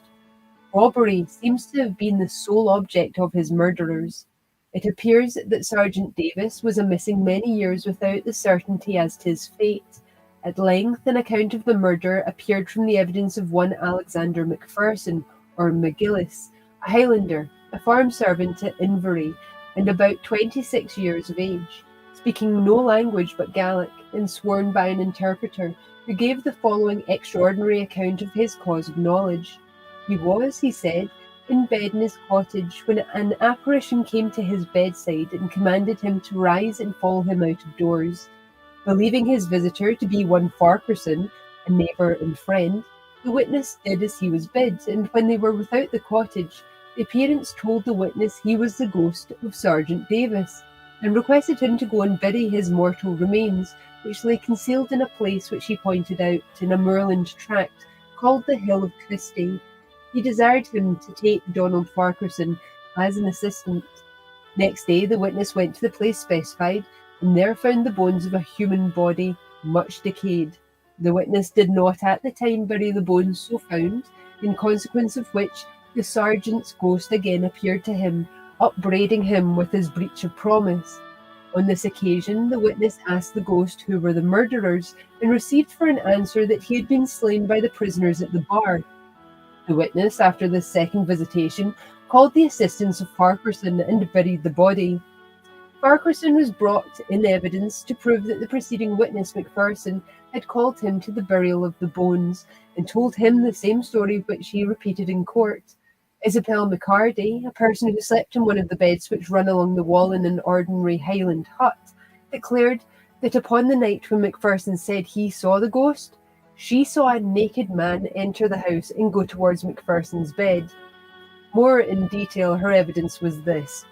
She saw something naked come in at the door, which frightened her so much that she drew the clothes over her head, that when it came in at the door, that when it appeared, it came in a bowing posture, that she cannot tell what it was, that next morning she asked Macpherson what it was that had troubled them the night before, and that he answered she might be easy, for it would not trouble her any more. Yet, though the supernatural incident was thus fortified, and although there were other strong presumptions against the prisoners, the story of the apparition threw an air of ridicule on the whole evidence for the prosecution. It was followed up by the counsel for the prisoners asking, in the cross-examination of Macpherson, what language did the ghost speak in? The witness, who was himself ignorant of the English language, replied, as good Gaelic as I ever heard in Lochaber. Pretty well for the ghost of an English sergeant, answered the counsel. The inference was rather smart and plausible than sound, for the apparition of the ghost being admitted, we know too little of the other world to judge whether all languages may not be alike familiar to those who belong to it. It imposed, however, on the jury, who found the accused parties not guilty, although their counsel and solicitor, a brief account of the case is given in the European magazine for May 1793, apparently from the recital of the agent for the prisoners then surviving, the circumstance of the agent's being fully persuaded of the guilt of his clients is there stated, and most of the court were satisfied of their having committed the murder. Scott's hypothesis for the explanation of the alleged apparition is that giving information is unpopular in the Highlands, and Macpherson got up the ghost story, knowing well that his superstitious countrymen would pardon his communicating the commission entrusted to him by a being of the other world. This hypothesis, whatever other may be adopted, is not only without support in positive fact, but it assumes a degree of anxiety for the execution of justice wholly gratuitous, and certainly far from characteristic of the Braemar Highlander of that day. It also ignores the corroborative evidence of Isabel McCarty. What is even more important, it is out of harmony with the chronology of the story, for Macpherson related his ghostly visitation and buried the sergeant's bones 3 years before any measures for the vindication of justice were taken, and for anything that appears, no such measures would ever have been taken, but for the active interference of a retired officer of the army named Small. This gentleman seems to have been inspired with a strong feeling as a friend of the government and of the army, in contradistinction to the Jacobite sentiments which then largely prevailed. So vigorous were his efforts to make out evidence against the murderers of Davis that it was taken notice of in the formal defences of the accused, and orally by their counsel, the eminent Mr. Lockhart, who was notoriously a Jacobite. Small felt so much exasperated by the insinuations of the counsel that he next day appeared in the Parliament Close with his sword by his side and made an assault upon Mr. Lockhart as the latter was walking to the court, for which offence he was put in prison by the Lords and only liberated on his making an apology. Fair enough. And from Old and New Edinburgh, again, 1880. This is from the east side of the North Bridge. Let's give you a picture of the Theatre Royal. The old Theatre Royal had an unpleasant tenant in the shape of a ghost, which made its appearance, or rather made itself heard, first during the management of Mr. Jackson. His family occupied a small house over the box office and immediately adjoining the theatre, and it was alleged that long after the latter had closed and the last candle been snuffed out, strange noises pervaded the entire building, as if the mimic scenes of the plays were being acted over again by phantoms none could see. As the story spread and grew, it caused some consternation. What the real cause of this was has never been explained, but it occurred for nights at a time. Next, we have from Popular Tales of the West Highlands again. This is something called the Fachen. So, it's also called the Nessness. Is described as having half a head, half a body, one arm and one leg, with which it hops with much agility. No such creatures appear in German or Norse tales, but the smith in the Lay of the Smithy had one leg and one eye. In a very wild version of a story numbered 38, got from Old McPhee, the Jerich Glyn 80th McCallan. Oh, someone's going to be sad I attempted that. The desert creature of Glen 80 of the son of Colin is thus described. With one hand out of his chest, one leg out of his haunch, and one eye out of the front of his face, he was a giant and a woodcutter. I'm going to need to move you, Zerga. Just a little bit. And went at a great pace before the Irish King Murdoch MacBrien, who had lost sight of his red-eared hound and his deer and Ireland. In the same story, a Fachin is thus described. Ugly was the make of the Fachin. There was one hand out of the ridge of his chest, and one tuft out of the top of his head. It were easier to take a mountain from the root than to bend that tuft. So this picture that you're seeing just now is from Popular Tales. It's very sketchy, but I like it. It has lots of elements of the Popular Tales. And there we have a Nessie with 3 heads, which is really weird, right? Nessie was certainly known about. I think, was it not St. Patrick or something that came to grips with Nessie? I think it's in his writings, or oh no, it's probably St. Columba. Yeah, probably St. Columba. And yeah, you're going to sit there and clean yourself. Okay, you can do that. So we've got Old and New Edinburgh, again, 1880. This is from chapter 26, The High Street. Mr. George Sinclair, Professor of Moral Philosophy in the University of Glasgow and afterwards Minister of Eastwood in Renfrewshire, by the publication in 1685 of his work, Satan's Invisible World Discovered, which I am set on getting a copy of this book at some point. Mentioned so much. Did much to add to the terrors of Mary King's Close by his account of apparitions seen therein and recorded by witnesses of undoubted veracity. A work long hawked about the streets by the itinerant sellers of gingerbread. The last or northern portion of the close, with its massive vaulted lower stories, was an open ruin in 1845. The south or upper had fallen into a ruin after a fire in 1750, and was in that condition when a portion of the site was required for the west side of the Royal Exchange 3 years after. It would appear from the professor's narrative that Mr. Thomas Coulthart, a respectable law agent, whose legal business had begun to flourish, took a better style of house in Mary King's Close. Their maidservant was, of course, duly warned by obliging neighbours that the house was haunted, and in terror she gave up her situation and fled, leaving Mr. and Mrs. Coulthart to face whatever they might see alone. Accordingly, it came to pass that when the lady had seated herself by the bedside of her goodman, who, being slightly indisposed on the Sunday afternoon, had lain down to rest while she read the scriptures. Chancing to look up, she saw to her intense dismay a human head, apparently that of an old man with a grey floating beard, suspended in mid-air at a little distance and gazing intently at her with elvish eyes. She swooned at this terrible sight and remained insensible till the neighbours returned from church. Her husband strove to reason her out of her credulity, and the evening passed without further trouble. But they had not been long in bed when he himself espied the same phantom head by the firelight, floating in mid-air and eyeing him with ghostly eyes. He lighted a candle and betook him to prayer, but with little effect, for in about an hour the bodiless phantom was joined by that of a child, who was also suspended in mid-air, and this was followed by an arm, naked from the elbow, which, in defiance of all Coldheart's prayers and pious interjections, seemed bent on shaking hands with him and his wife. In the most solemn way, the luckless lawyer conjured these phantoms to entrust him with the story of any wrongs they wished righted, but all to no purpose. The old tenants evidently regarded the new as intruders, and others came to their aid, but the naked arm was joined by a spectral dog, which curled itself up in a chair and went to sleep.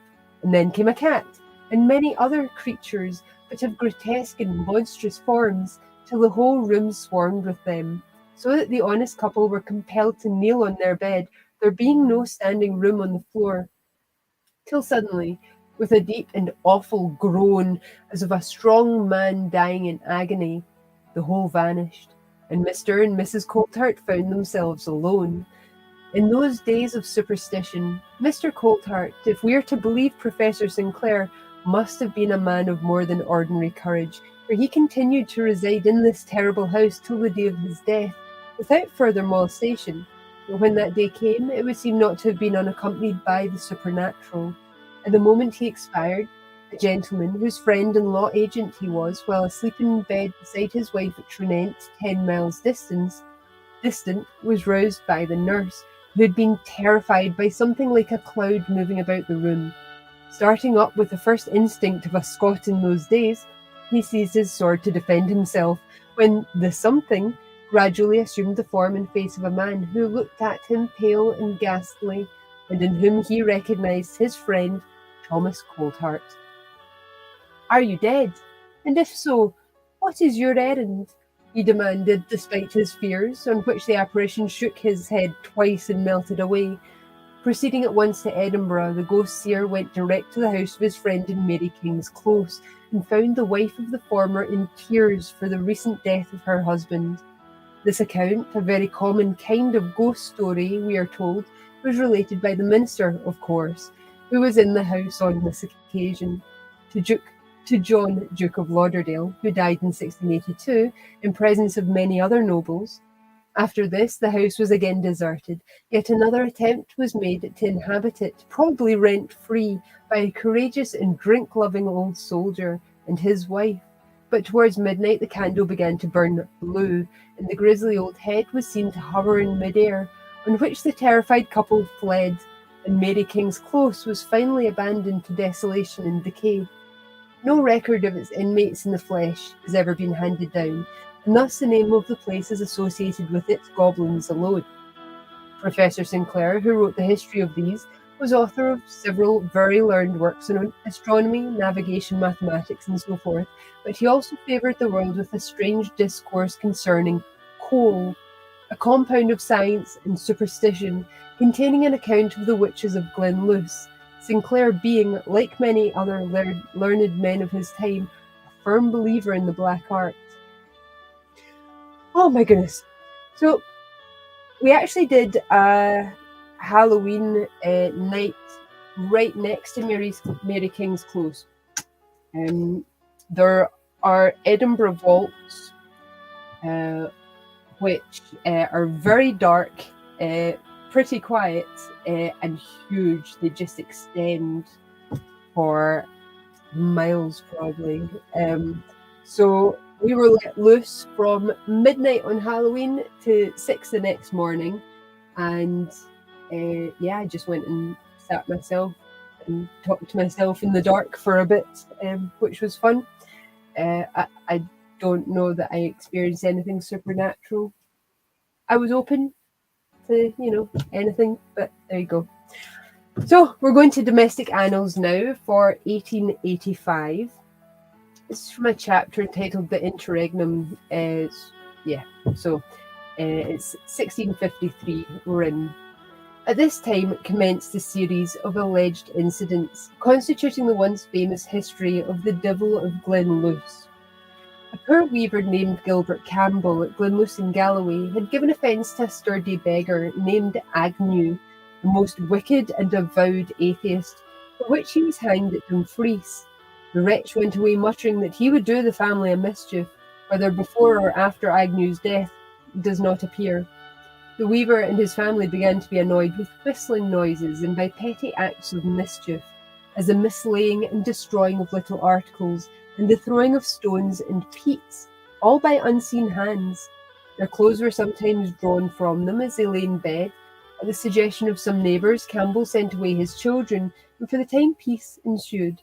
So it was after all, except Tom had been brought back, and not so after Tom had returned likewise, but to show that this was a point of indifference.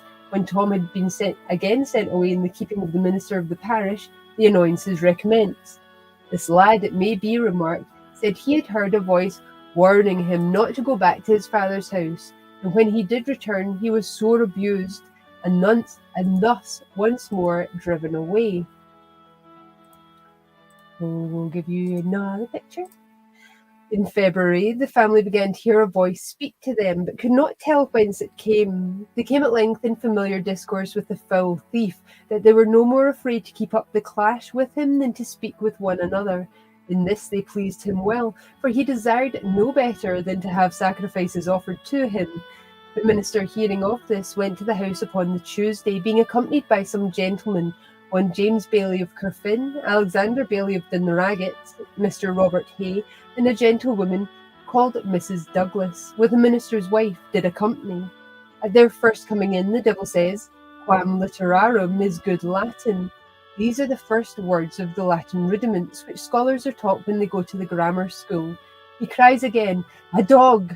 The minister, thinking he had spoken it to him, said he took it not ill to be reviled by Satan, since his master had trodden that path before him.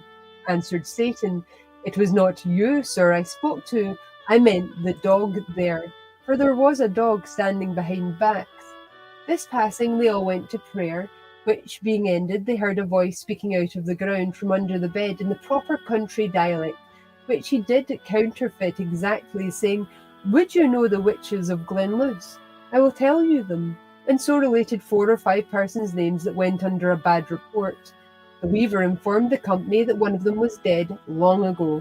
The devil answered and said, "It is true, she is dead long ago, but her spirit is living with us in the world."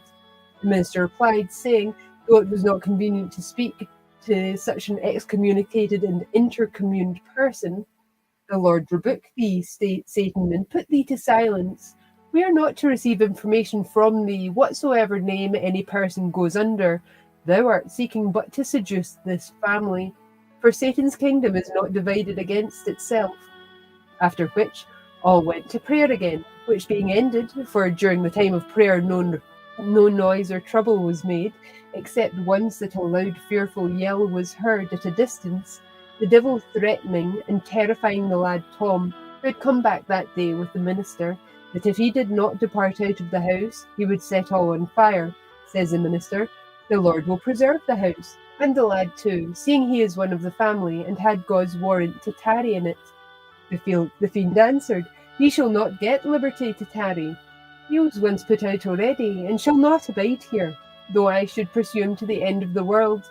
The minister replied, "The Lord will stop thy malice against him." After a great deal of the like talk with the unseen tormentor, ending with a declaration from him that he was an evil spirit come from the bottomless pit to vex this house, and that Satan was his father, there appeared a naked hand and an arm from the elbow down, beating upon the floor of the house, till the house did shake again.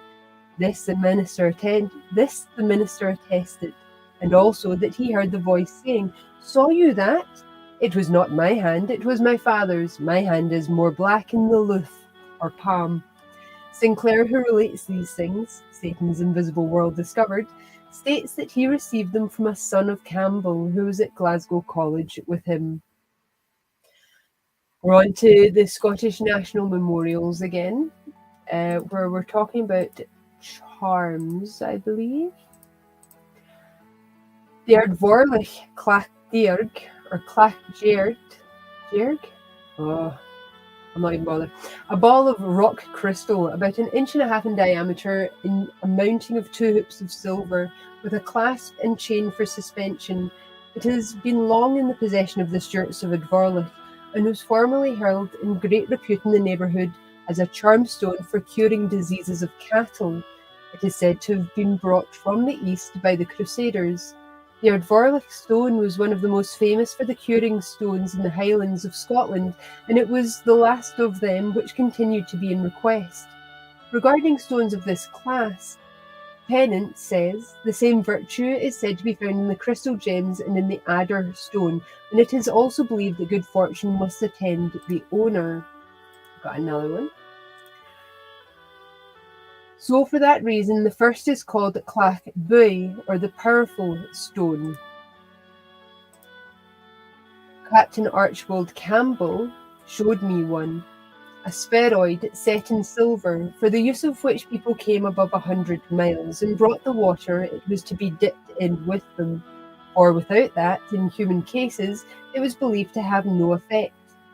Balliol, Darker Superstitions, also mentions and describes the above Glenlyon charm, saying that it has been employed for curing cattle within the present century. He adds another amulet, much of the same description, is preserved in the family of Stewart of Ardvorlich, which is said to have been thus used within these 3 or 4 years. Then we're back to Old and New Edinburgh. Again, 1880, James Grant, fan of him. According to the superstition of the time of the earth and air over Scotland, teemed with strange omens of the impending strife, and in a rare old tract of 1650, we're told of the alarm created in the fortress by the appearance of a horrible apparition beating upon a drum. On a dark night, the sentinel, under the shadow of the gloomy half-moon, was alarmed by the beating of a drum upon the esplanade, and the tread of marching feet, on which he fired his musket. Colonel Dundas hurried forth, but could see nothing on the bleak expanse, the sight of the now demolished spur. The sentinel was truncheoned, and another put in his place, to whom the same thing happened, and he too fired his musket, affirming that he heard the tread of soldiers marching to the tuck of drum. To Dundas, nothing was visible, nothing audible, but the moan of the autumn wind. He took a musket and the post of sentinel. Anon he heard the old Scots march beaten by an invisible drummer, who came close up to the gate. Then came the other sounds, the tramp of feet and clank of accoutrements. Still nothing was visible, till the whole impalpable array seemed to halt close by Dundas, who was bewildered with consternation. Again a drum was heard beating the English and then the French march, when the alarm ended, but the next drums that were beaten there were those of Oliver Cromwell. A strange story went abroad concerning the spectre of Dundee, the terrible yet handsome Claverhouse, and his flowing wig and glittering breastplate appearing to his friend the Earl of Balcarres, then a prisoner in the castle and awaiting tidings of the first battle with keen anxiety. About daybreak on the morning when Killiecrankie was fought and lost by the Williamites, the spectre of Dundee is said to have come to Balcarres, and drawing back the curtains of his bed, to have looked at him steadfastly and sorrowfully. After this, says C.K. Sharp in a note to Law's Memorials, it moved towards the mantelpiece, remained there for a short time in a leaning posture, and then walked out of the chamber without uttering one word. Lord Balcarres, in great surprise, though not suspecting that what he saw was an apparition, called out repeatedly on his friend to stop, but received no answer, and subsequently learned that at the very moment the shadow stood before him, Dundee had breathed his last near the field of Killiecrankie. There's a lot of these, isn't there? Stories where people are seeing ghosts, and it's of people who died. it seems to be a fairly common kind of premonition or way of people getting information is from ghosts. And why not? Okay, Old and New Edinburgh again, and we're talking about Major Weir. Now, I did talk about Major Weir in the Witch episode on Friday there on the Indie Live platform. I had to cut his story a wee bit short though, because Indie Live didn't leave me with very much time at all. So we'll go into Major Weir for those that don't know him. Major Weir, after a life characterised externally by all the graces of devotion, but polluted in secret by crimes of the most revolting nature, in which little needed the addition of wizardry to excite the horror of living men, fell into severe sickness, which affected his mind so much that he made open and voluntary confession of all his wickedness. According to Professor Sinclair, the Major had made a compact with the devil, who of course outwitted his victim. The fiend had promised, it was said, to keep him scatheless from all peril but a single burn. Hence the accidental naming of a man named Burn by the sentinels at the Netherbow port, when he visited them as a commander of the guard, cast him into a fit of terror, and on another occasion, finding Liberton Burn before him, was sufficient to make him turn back trembling. His sickbed confession, when he was now verging on his 70th year, seemed at first so incredible that Sir Andrew Ramsay of Abbottshall, who was Lord Provost from 1662 to 1673, refused for a time to order his arrest. Eventually, however, the Major, his sister, the partner in at least one of his crimes, and the black magical staff were all taken into custody and lodged in the toll booth. You're back again. The staff was secured by the express request of his sister, and local superstition still records how it was wont to perform all the Major's errands for any article he wanted from the neighbouring shops. It had answered the door when the pin was churled, and preceded him in the capacity of a link boy at night in the lawn market. In his house, several sums of money in dollars were found wrapped up in pieces of cloth. A fragment of the latter, on being thrown on the fire by the baillie in charge, went up the wide chimney with an explosion like a cannon, while the dollars, when the magistrate took them home, flew about in such a fashion that the demolition of his house seemed imminent. While in prison, he confessed without scruple that he had been guilty of crimes alike possible and impossible. Stung to madness by conscience, the unfortunate wretch seemed to feel some comfort in sharing his misdeeds with the devil, yet he refused to address himself to heaven for pardon. To all who urged him to pray, he answered by wild screams, "Torment me no more! I am tortured enough already," was his constant cry. And he declined to see a clergyman of any creed, saying, according to Law's Memorials, that his condemnation was sealed, and since he was to go to the devil, he did not wish to anger him.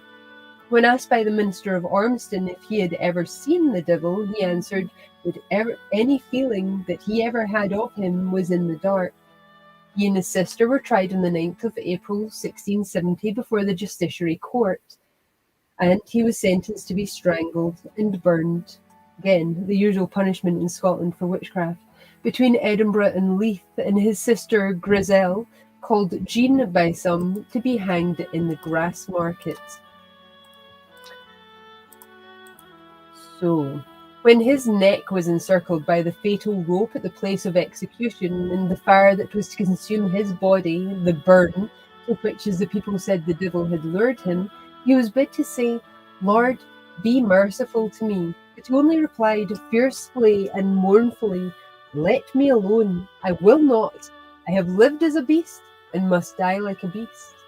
When his lifeless body fell from the stake into the flaming pyre beneath, his favourite stick, which, according to Ravaillac, Redivivus, was all of one piece of thornwood with a crooked head, and without the age of which he could perform nothing, was cast also. Do I have a picture of his staff? Pretty sure I do. But not here, apparently. Oh well.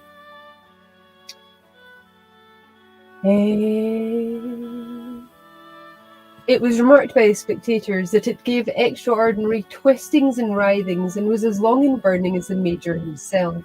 The place where he perished was at Greenside, on the sloping bank whereon in 1846 was erected the new church, so called. If this man was not mad, he certainly was a singular paradox in human nature, and one of a kind somewhat uncommon. Outwardly, he exhibited the highest strain of moral sentiment for years, and during all that time had been secretly addicted to every degrading propensity, till eventually, unable to endure longer the sense of secret guilt and hypocrisy, with the terrors of sickness and age upon him, and death seeming near, he made a confession which some at first believed, and on that confession alone was sentenced to die. What do you have? I'm going to put this stick up anyway.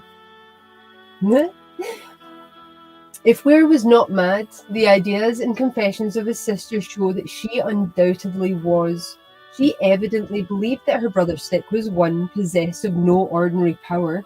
Professor Sinclair tells us that on one of the ministers returning to the toll booth from Greenside, she would not believe that her brother had been burned till told that it had perished too, whereupon, notwithstanding her age, she nimbly and in a furious rage fell upon her knees, uttering words horrible to be remembered. She assured her hearers that her mother had been a witch, and that when the mark of a horseshoe, a mark which she herself displayed, came on the forehead of the old woman, she could tell of events then happening at any distance, and to her ravings in the toll booth must some of the darkest traditions of the West Bow be assigned. She confessed that she was a sorceress, and among other incredible things, said that many years before a fiery chariot, unseen by others, came to her brother's house in open day. A stranger invited them to enter, and they proceeded to Dalkeith. While on the road, another stranger came and whispered something in the ear of her brother, who became visibly affected, and this intelligence was tidings of the defeat of the Scottish army that very day at Worcester. She stated, too, that a dweller in Dalkeith had a familiar spirit, who span for her an extraordinary quantity of yarn in the time that it would have taken 4 women to do so. At the place of execution in the Grassmarket, a frenzy seized her, and the wretched old creature began to rend her garments in order, as she shrieked, that she might die with all the shame she could. Undeterred by her fate, 10 other old women were in the same year burned in Edinburgh for alleged dabbling in witchcraft.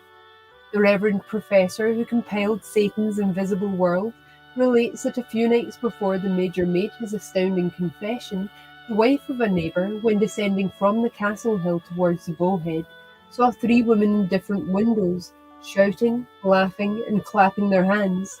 She passed on, and when abreast of Major Weir's door, she saw a woman of twice mortal stature arise from the street.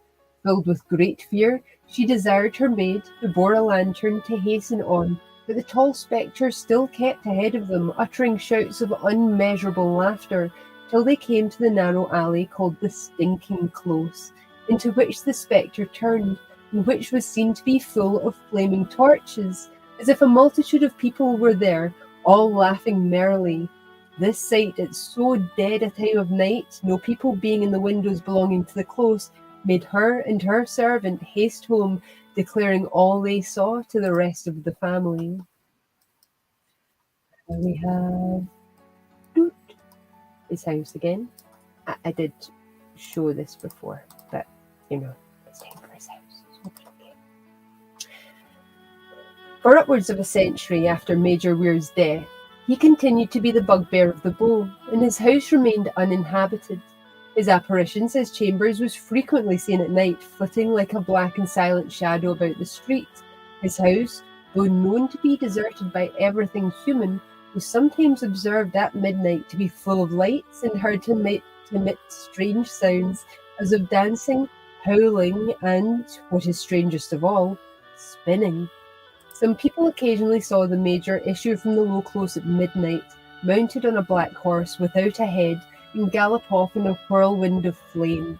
Nay, sometimes the whole inhabitants of the Bow would be roused from their sleep at an early hour in the morning by the sound of a coach and 6, first rattling up the Lawn Market, then thundering down the Bow, stopping at the head of the terrible close for a few minutes, and then rattling and thundering back again, being neither more nor less than Satan come in one of his best equipages to take home the Major and his sister after they had spent a night's leave of absence in their terrestrial dwelling.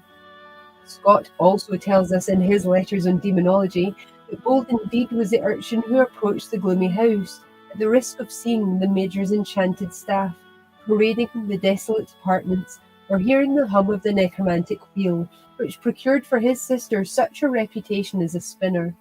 About the beginning of the present century, according to the author above quoted, when Weir's house was beginning to be regarded with less superstitious terror, an attempt was made by the luckless proprietor to find one bold enough to become his tenant, and such an adventurer was procured in the person of a dissipated old soldier named William Petullo, whose poverty rendered him glad to possess a house at any risk, on the low terms at which it was offered, and the greatest interest was felt by people of all ranks in the city.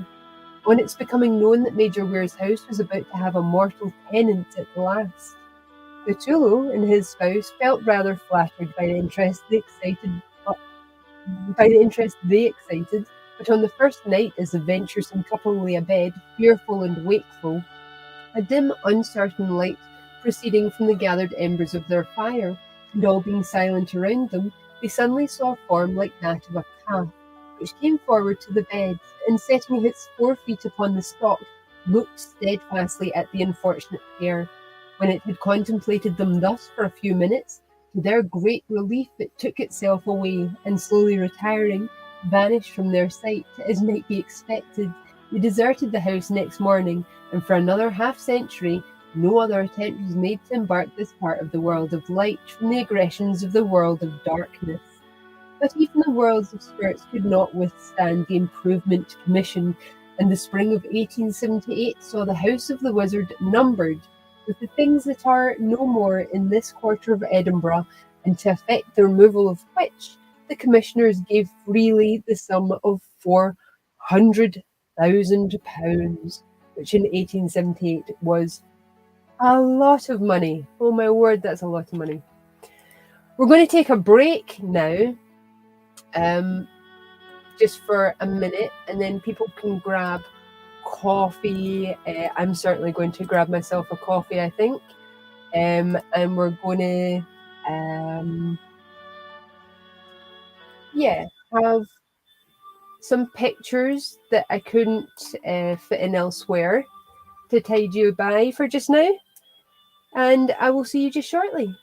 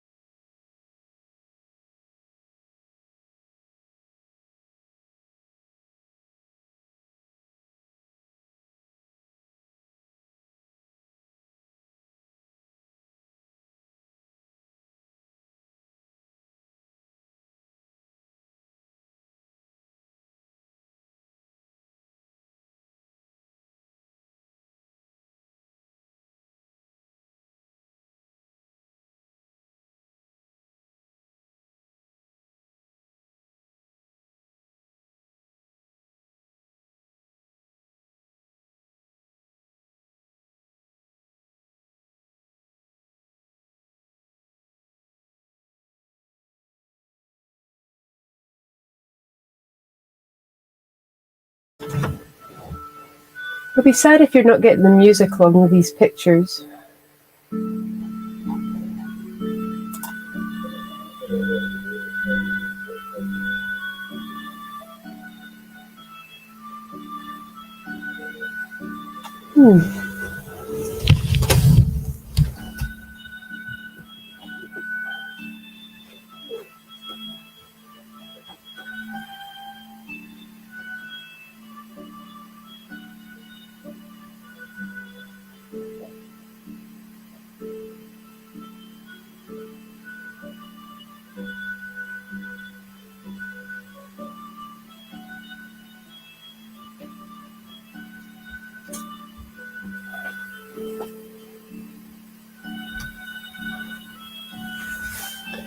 I thought that I'd not leave the mic on for you to get the music that I'd included with the pictures, but there we go.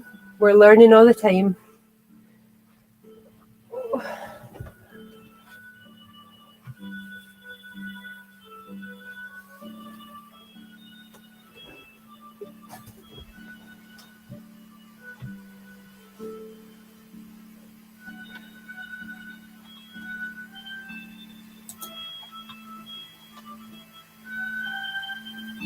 Some implements of death, why not?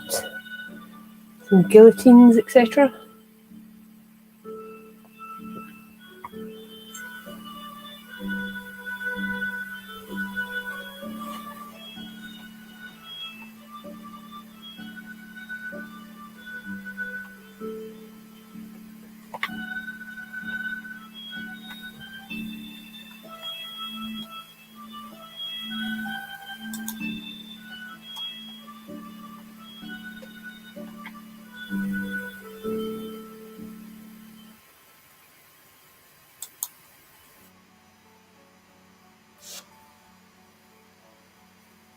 Okay. Now that we're refreshed, I hope, have new coffee, we're going to continue. That was just a break for midway. It's Halloween, people. We're going for a long time. So, we're into domestic animals again. 1855. This is a Robert Chambers production. Oh, I haven't even mentioned I have a vet on the couch with me today. Our corpse is joining me on the sofa today, which is why it's a wee bit crowded. She'll be back in her seat later. So, for December the 26th, 1590, a series of extraordinary trials for witchcraft and other crimes commenced at this date. Yes, they did. We know they did. And the witches, they were curing the sick people. Have a sick person. One David Seaton, dwelling in Trinent, suspected his servant maid Gailey Duncan of a supernatural power of curing sickness, and having subjected her to the torture of the pilnywinks, a screw for the fingers, and we'll hear about them in a wee bit, soon extorted from her not only a confession that the devil had given her the power of a witch, but information inculpating a number of persons in the like criminality. Among these were John Fian, alias Cunningham, schoolmaster at Preston Pans, Agnes Sampson, a midwife at Keith. Why can I not talk anymore? Barbara Napier, the wife of a citizen of Edinburgh, and Euphemia McCallion, or Euphemia McCallion, as she was also known, a lady of rank, daughter of a deceased judge from the Court of Session. The confessions are of these persons, for the most part wrung from them by torture, form a strange jumble of possible and impossible, of horrible and ludicrous things. Fian, who was a young man, confessed to some wicked arts which he had practised for obtaining the love of a young woman of his neighbourhood. There was nothing in them or their effects, but which is easily reconcilable with natural fact, even to the striking of a rival with a sort of madness, under which, when brought into the king's chamber, when Fian was under examination, he fell a bounding and a capering with an energy which it required many persons to restrain, and this for an hour together, at the end of which he declared that he had been in sound sleep. But Fian also admitted, though only under torture, his having had conferences with the devil. He had attended various meetings of witches with the enemy of man, some of which took place in North Berwick Kirk, and on these occasions he had acted as a registrar or clerk of proceedings. He had also been one of a party of witches which went off from Prestonpans one night to a ship at sea, which they sunk by their incantations. He had chased a cat at Trinent with the design of throwing it into the sea in order to raise storms for the destruction of shipping, and in this chase it was alleged that he was borne above the ground and had leaped a wall, the head of which he could not, but for witchcraft, have touched with his hand. Fian soon after contrived to escape from prison, but was retaken and brought back. When, being found to deny his former confession, the king expressed his belief that he must have entered into a new compact with the Prince of Darkness.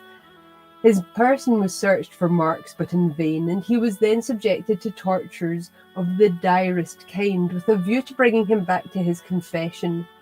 The nails of this poor wretch were torn away with pincers, needles were thrust up to the heads, in his fingers, and his legs were crushed in the boots, till the blood and marrow spouted forth. He resisted all, and thus only impressed the king and others with the conviction that the devil had entered into his heart. He was then arraigned, condemned, and burned. Now we did have his story on Friday during Indie Live's Witch documentary episode. We went into the tortures of John Fian. It was just terrible what he went through. He felt he had to confess as being the clerk in order to possibly save his life. It didn't save his life. The trials of 3 of the women inculpated took place in the course of a few ensuing months, that of Agnes Sampson on the 27th of January 1591. When Sampson's trial, some of the transactions first revealed in Fian's case came out in greater detail, particularly the night meeting of the sorcerers of the district with their grisly master at North Berwick. John Fian blew up the doors and blew in the lichts, whilk were like meikle black candles sticking round about the pulpit. The devil start up himself in the pulpit like a meikle black man, and called every man by his name, and every ane answered it, "Here, master." Robert Grierson being named, they ran all hurdy-gurdy and were angry, for it was promised that he should be called Robert the Controller, alias Rob the Rower, for expreming of his name. The first thing he demanded was, if they had keep it all promise in being good servants, and what they had done since the last time they had convened it. On his command they opened it up the graves, twa within and ane without the kirk, and took off the joints of their fingers, taes, and knees, and parted them among them. And the said Agnes Sampson gat for her part in winding sheet in twa joints, whilk she tint negligently, not the fun kind of joints, like literally bone joints.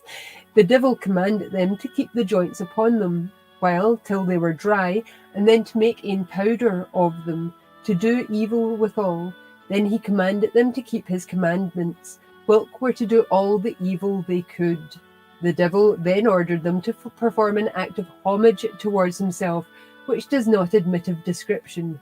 We discussed that earlier, but which may be said to have been at least 1 degree more humiliating than the kissing of the papal great toe. In the account of the confessions, it is stated that they inveighed against the king, and being asked why he had such hatred to him, answered, by reason the king is the greatest enemy he hath in the world.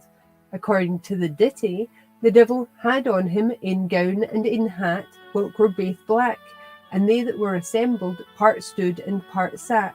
John Fian was ever nearest the devil, at his left elbow. Gravemeal keepeth the door. So we have... Oh no. Okay. So we have some pilnywinks, etc. to have a wee look at. Mrs. Sampson was adjudged to be taken to the Castle Hill and there strangled at the stake, and her body burned to ashes. Now, these things were used on children that were suspected to have kind of a knowledge of whatever was going on. Like, even children would be put into these things. So, I mean, it was just really horrible, but the boots remain the worst torture to me in Scottish history anyway. Like, just your feet were just smashed into nothing. It was just awful. We'll go into domestic annals. This is the reign of Charles I. One Alexander Hamilton was apprehended as a notorious warlock. All these warlocks kicking about, eh? And put into the toll booth of Edinburgh. He delated 4 women of the borough of Haddington and 5 other women of his neighbourhood as guilty of witchcraft. The Privy Council sent orders in November 1629 to have the whole Circean 9 apprehended, and as their poverty made it inconvenient to bring them to Edinburgh, the Presbytery of Haddington was enjoined to examine them in their own district. What was done with them ultimately, we are not informed. Another woman named Catherine Oswald, residing at Niddrie near Edinburgh, was likewise accused by Hamilton and taken into custody. This seems to have been considered an unusually important case, as 4 lawyers were appointed to act as assessors to the justices on her trial. It was alleged of Catherine that she had that partial insensibility which was understood to be an undoubted proof of the witch quality. 2 witnesses stated that they saw a neprine put into the bead by Mr. John Aird, minister, in the panel's shoulder, being the devil's mark, and nae blood following, nor she naewise shrinking thereat. Basically, if you had a mole or a mark on you and they stuck a pin on you, that's what was meant by pricking. They would just stick a pin right in you. If you didn't flinch or react in pain, or it didn't bleed, then that was said to be evidence that you were a witch. Hamilton alleged that he had been with Catherine at a meeting of witches between Niddrie and Edmundston, where they met with the devil. It was also stated that she had been one of a witch party who had met at Prestonpans and used charms on the night of the Great Storm at the end of March 1625, but the chief articles of her ditty bore reference to cures which she had wrought by sorcery. Catherine was convicted and burned because, well, it was happening a lot at that time, wasn't it? The warlock, Alexander Hamilton, also accused the Lady Home of Manderston in Berwickshire of having practised against the life of her husband, Sir George Home, by witchcraft. Patrick Abernethy, notar in Dunse, and William Mowat, a servant, were accordingly cited by the council to come and give information regarding the case. The presence of Sir George himself was of course desirable, but Sir George, like many other good Scotch lairds of that day and of later days, was under some danger of the law on account of his debts. It therefore became necessary to send him a protection in order that he might be enabled to appear in the city. There does not seem to have been any other foundation for the charge than the fact that Sir George Home and his wife did not live on amicable terms. Can you imagine, like, getting pulled up for witchcraft just because, like, you and your husband or your partner never got on? I mean, you'd be mad about it, wouldn't you? Hamilton himself was tried January 22nd, 1630, when it came out that he had begun his wicked career in consequence of meeting the devil in the form of a black man on Kingston Hills in Haddingtonshire. Being engaged to serve the fiend, he was instructed to raise him by beating the ground thrice with a fir stick and crying, "Rise up, foul thief!" He had consequently had him up several times for consultations, sometimes in the shape of a dog or cat, sometimes in that of a crow. By diabolic aid, he had caused a mill full of corn belonging to Provost Cockburn to be burned, merely by taking 3 stalks from the Provost stacks and burning them on Garleton Hills. He had been at many witch meetings where the enemy of man was present. This wretched man was sentenced to be worried at the stake and burned. In March 1631 occurred a case which throws some light upon the affair in which Sir George Home of Manderson was the intended victim.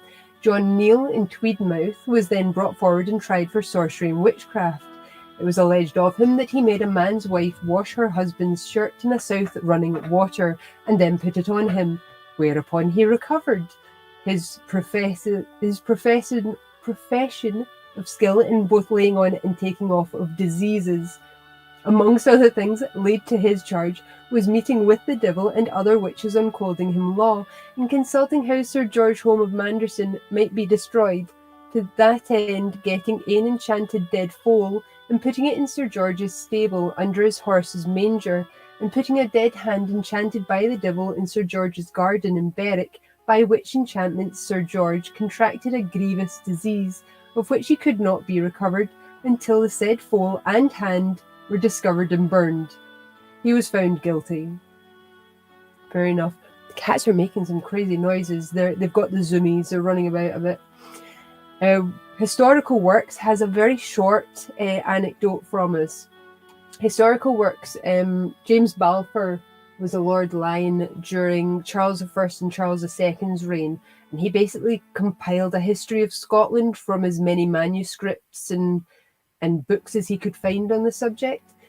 So he's included for us here that on the 23rd of July, 1519, a man possessed with the devil, being stark mad in Dundee, kills a religious noblewoman of the Order of St. Francis and 2 others, whereof one was big with child and 3 men. So that's not good. It sounds like someone's trying to get in my front door. Someone is. It's an Alex. He's home from his gig. We're on to Old and New Edinburgh for 1880, a chapter entitled The Castle Hill, and there were a lot of burnings on the Castle Hill. But we're not going to get a visit from an Alex, okay? So here's a cat. Have a cat. Again and again has the same place been the scene of those revolting executions for sorcery which disgraced the legal annals of Scotland. There in 1570, Bessie Dunlop was worried at the stake for simply practicing as a wise woman. Being worried at the stake was just being strangled at the stake. And no, it's not just being strangled, but yeah, that's what that was. In curing diseases and recovering stolen goods. Several others perished in 1590 to 1591, among others Euphemia Macallion for resorting with the devil, abjuring her baptism, making waxen pictures to be enchanted, raising a storm to drown Anne of Denmark on her way to Scotland, and so forth.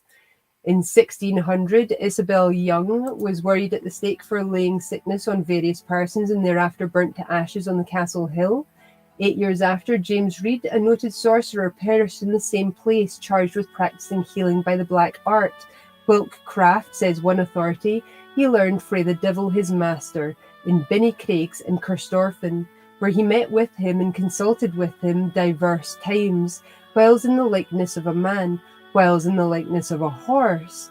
Moreover, he had tried to destroy the crops of David Liberton by putting a piece of enchanted flesh under his mill door, and to destroy David bodily by making a picture of him in wax and melting it before a fire, an ancient superstition common to the Western Isles and in some parts of Raiputana to this day. So great was the horror these crimes excited that he was taken direct from the court to the stake.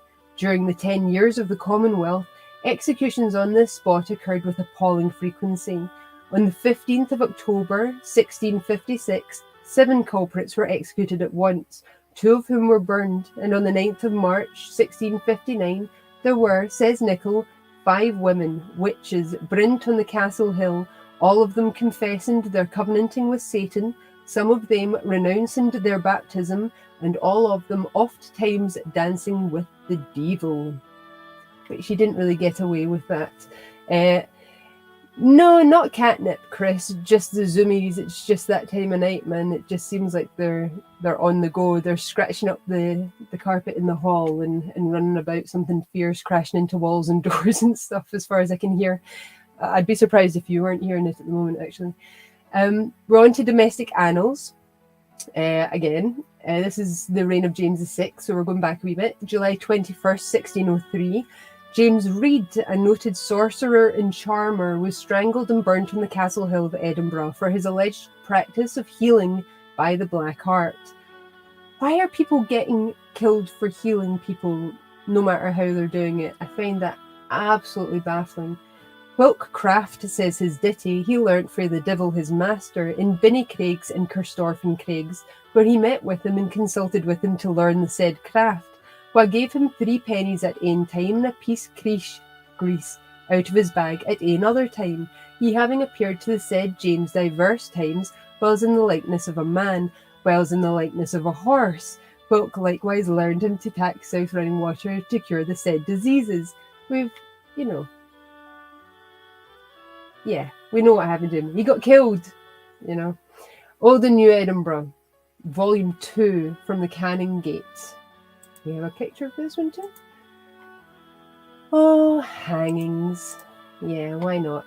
Have a hanging. Okay. Returning to Scotland, the Earl of Angus became involved in many troubles and died in 1588, the victim, it was alleged, of sorcery by the spells at says Godscroft of Barbara Napier, in Edinburgh, wife to Archibald Douglas of Kershogle, who was apprehended on suspicion but set at liberty. Anna Simpson, a famous witch, is reported to have confessed at her death that a picture of wax was brought to her having A.D. written on it, which, as they said to her, did signify Archibald Davidson, and she, not thinking of the Earl of Angus, whose name was Archibald Douglas, and might have been Davidson because his father was David, did consecrate or execrate it after her forms, which, she said, she would not have done for all the world. His body was buried at Abernethy and his heart in Douglas by his own direction. He was the last Earl of the race of George, Master of Angus, who was slain at Flodden. We're on to cryptids now, and cryptids will finish us off here. We're going to start with kelpies, which are an excellent Scottish animal. Oh, I never put up the pin dolly for the wax images. Ah, well. You do get a kelpie though, and it's a good one. So, this article is from the Glasgow Herald for the 20th of June 1891, entitled Scottish Customs and Folklore. A pool in the North Esk called the Ponage, or the Pontage Pool, was at one time the home of a water kelpie. This creature was captured and made to do duty for the Laird of Morphy, who was then building a castle. The special work laid upon the kelpie was to carry stones for the building. The task was irksome enough, if one may judge from a popular rhyme. Sair Back and Sair Baines carrying the Laird of Morphy's stains. One day his bridle was incautiously removed, and the water spirit was again free. From the Aberdeen Evening Express, for the 1st of August 1889, we have A Kelpie's Story. The following story appears in the last issue of the Folklore Journal. The facts were related to the writer by a Mr. T. Farquharson, a mason in Corgarth, God, just not speaking properly, said to be a man of great intelligence and a mine of folklore. A Kelpie in Braemar on Deeside had taken a liking for a woman that dwelt not far from the mill of Coich. The woman fell out of meal and had not very good means of supplying her want. Kelpie resolved to come to her help. Didn't know that they were especially helpful. So one night on which he knew corn was being ground at the mill, he went to it after the miller had left it. In those old days, mills ground very slowly, and it was not unusual for the miller to put as much grain into the hopper as would keep the mill at work till he got up next morning. So it was in this case. Kelpie entered the mill and patiently waited till the sack that received the ground grain was full. He then lifted the sack on his back and left the mill. It was the grey of the morning, and the miller had left his bed and was coming to the mill to see that all was going well. He spied a tall man coming round the corner of the mill, carrying a sack full of meal on his back. Seizing the fairy whorl that was lying at one of the mill corners, he hurled it at the man with the oath and threat, "Kelpie or nae Kelpie, God damn you, I'll break your leg." The stone took effect and broke the leg. The Kelpie made for the mill lead, or the mill race, tumbled into it, was carried by it into the River Dee and drowned. This was the last Kelpie that lived in the Braes of Mar. I don't think that was much a Kelpie. Kelpies are supposed to be able to live in water. They're literally water dwellers. So the idea that one drowned seems strange to me. Also, they aren't particularly helpful. Like Alex's picture shows, these were like things to be feared, Kelpies in traditional stories. It was said that if you came into contact with one, it would be in the shape of a man or a boy or a youth that would strive to have his hair brushed by a maiden. And if said maiden brushed the hair of the youth, then it would get really sticky, like his hair would get really sticky, and he would transform back into the Kelpie, dragging the maiden with him and drowning her rather than it drowning. So next we have from the Forfar Herald for the 27th of October 1899, a poem, Water Kelpie.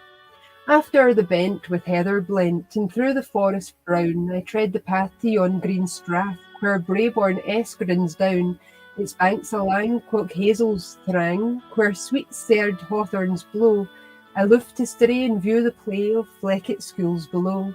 I summer e'en upon the green I laid me down to gaze, the place right nigh, where Carity his humble tribute pays, and prosin proud with rippet loud comes raving frae his glen, as gin he micht old Esker fricht, then drive him back again. An ancient tour appeared to lure athwart the neighbouring plain, whose chieftain bald in times of old the country called his ain. Its honours cout is now for out, and left the hillet's prey. Its skugget wood aboon the flood with gloom o'erspreads the day. A dreary shade the castle spread, and murker grew the lift. The vrooming kye the byre drew nigh, the darger left his thrift. The laverick shrill on Erd was still, the westland wind fell loon. The fisher's whip forgat to look, and all for rest made bound. I seemed to sloom when through the gloom I saw the river shack, and beard a whoosh alang it rush, gart all my members quack. Syne in a stound the pool profound, cleaving twain appeared, and wholly through the frixome how his form aghast upreared. He rashes bare and segs for hair, where rampart eels entwined, of filthy gar his ebrees war, with esks and horse gills lined, and for his een with dowie sheened, twa huge horse muscles glared, from his wide mouth a torrent flew, and soot his reedy beard. Twa slaughky stains seemet his spool banes, his brisket braid a win, ilk ribsy bare a skelvy scare, ilk arm a monstrous fin. He frae the wame a fish became, with shells all cover it o'er, and for his tail the grisly whale could never match its power. With dread o'er I quan he drew nigh, he macely swarf it outrich. He less flate at length I gather its strength, and spirit what was this wicht. Syne thrice he shook his fearsome book, and thrice he snocked it loud. From ilka ee the far flocks flee and flash alangus the flood. When words he found their elrish sound was like the Norland blast, frae yon deep clack at Catla's back, that skeeks the dark brown waste, the troublet pool conveyed the gow, down to yon echoing rock, and to his make wi' wilsome scrake, its ilk bird its terror spoke. The trout, the parr, now here, now there, as in a woodrum bang, the gern gave sick a stend, as on the Yurton flang, and down the stream like Levin's gleam, the flegget salmon flew. The otter yap his prey let drap, into his hiddles drew. Vel droch, he said, art not afraid thy mortal life to time? How darst thou seek with me till speak, sae far aboon thy line? Yet then thou hast thy limits past, that cinder sprites frae men. Thy life I'll spare, and I declare that worms like thee may ken. In countries nar and distant far is my renown propelt, as is the lead my name you'll read.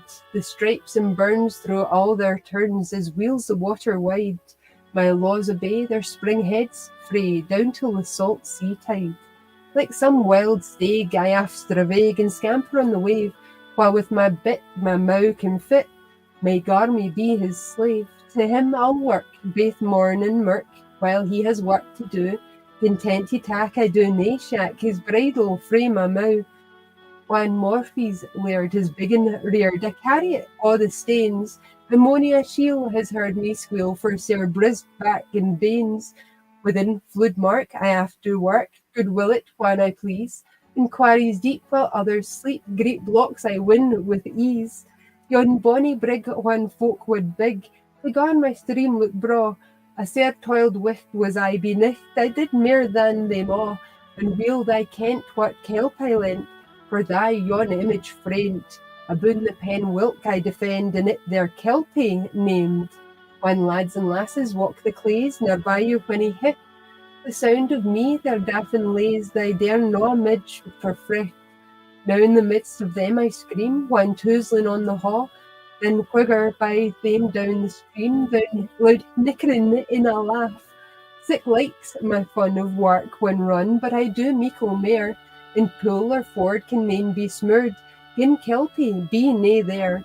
Full lang I wat I ken the spat, where in sail meet his deed, nor wit nor power put aff the hour for his one weird decreed. For ooks before alangis is shorter dancing down the stream, my lichts are seen to blaze at een with wool one earthly gleam. The hind comes in, give him ye win, and crieds as he were wod. Some in shall soon be carried down by that one chancey flood.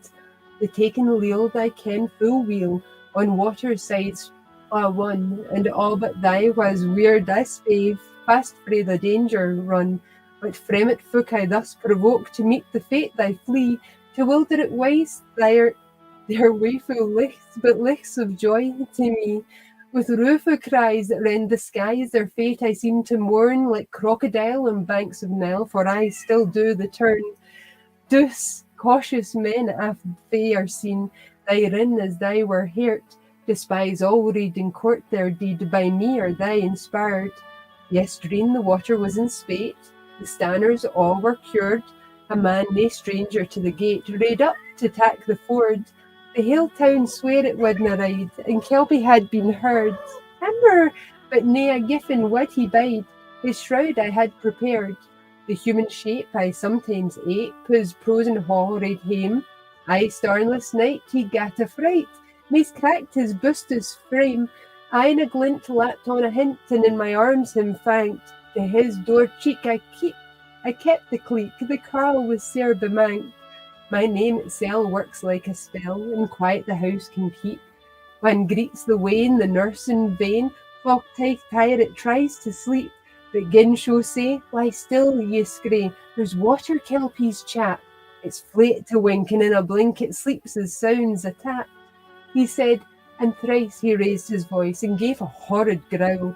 Thrice with his tail, as with a flail, he struck the flying pool, and thunderclap seemed ilka wap, resounding through the wood. The fire thrice flashed, syne in he plashed, and sunk beneath the flood. Hi, Brian. How are you, darling? That was quite a long poem. I don't think I remember it being so long. There we go. For the Banffshire Journal and General Advertiser for the 20th of February 1866, we have Water Kelpie. The great spirit of the waters is said to have been called in Gaelic Neath, which name the Reverend author Reverend Mr. John Grant of the statistical account of the parish of Kirkmichael derives from the Celtic word to cleanse or purify. The same authority names two other spirits, the Mariach Shine, or Rider of the Storm, and Anvona. The former from the description would appear to be identified with hurricanes, and the latter with less furious tempests. To this angry spirit of the waters are assigned qualities essentially opposite to those beneficent attributes with which superstition endowed the genii of the fountains. From unrecorded ages to the present day, the virtues of the health-giving springs, the benefits of pilgrimages to their sites, the pure air and the effects of imagination, heightened by the ceremonies practiced at these wells, have in Scotland prior to Christianity been credited to local deities. Very different is the water kelpie, the name by which the spirit of the waters is now most generally known in Scotland. This demon seems to be a compound of various fiends possessing different forms. Sometimes it is described as wholly or partly human, as mermaid or merman, but more commonly the shape assigned to it is that of a horse or bull.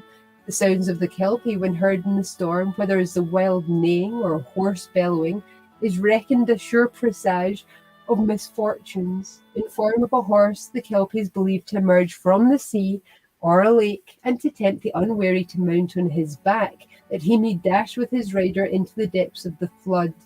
Legends regarding the bull of the waters in some districts, called the water cow, are less poetical, but the fiend is generally unamiable, whether he assumes the form of a handsome young man, of a horse, or of a bull.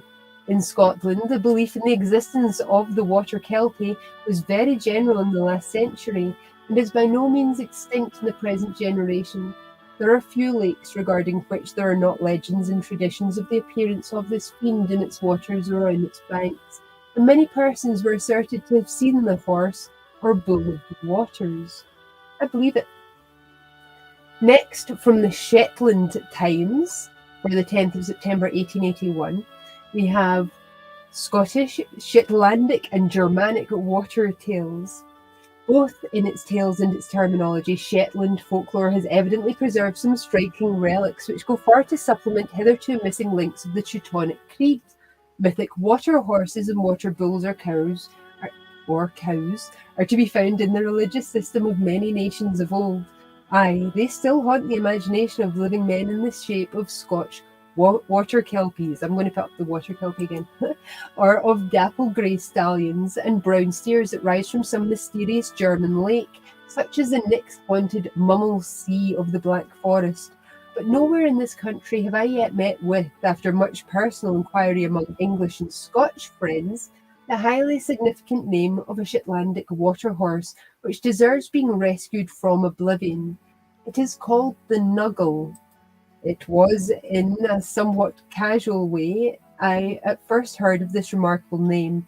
I was told that there is, in the superstitious beliefs of the northernmost island group, which historically bears so strong a Norse character, an ideal existence called the Nuggle, which is always regarded as a horse, never as a mare, the distinction being, however, that his tail is said to resemble a wheel. This Nuggle is believed to be possessed of semi-aquatic properties and used to play his pranks on water mills while in the act of grinding corn.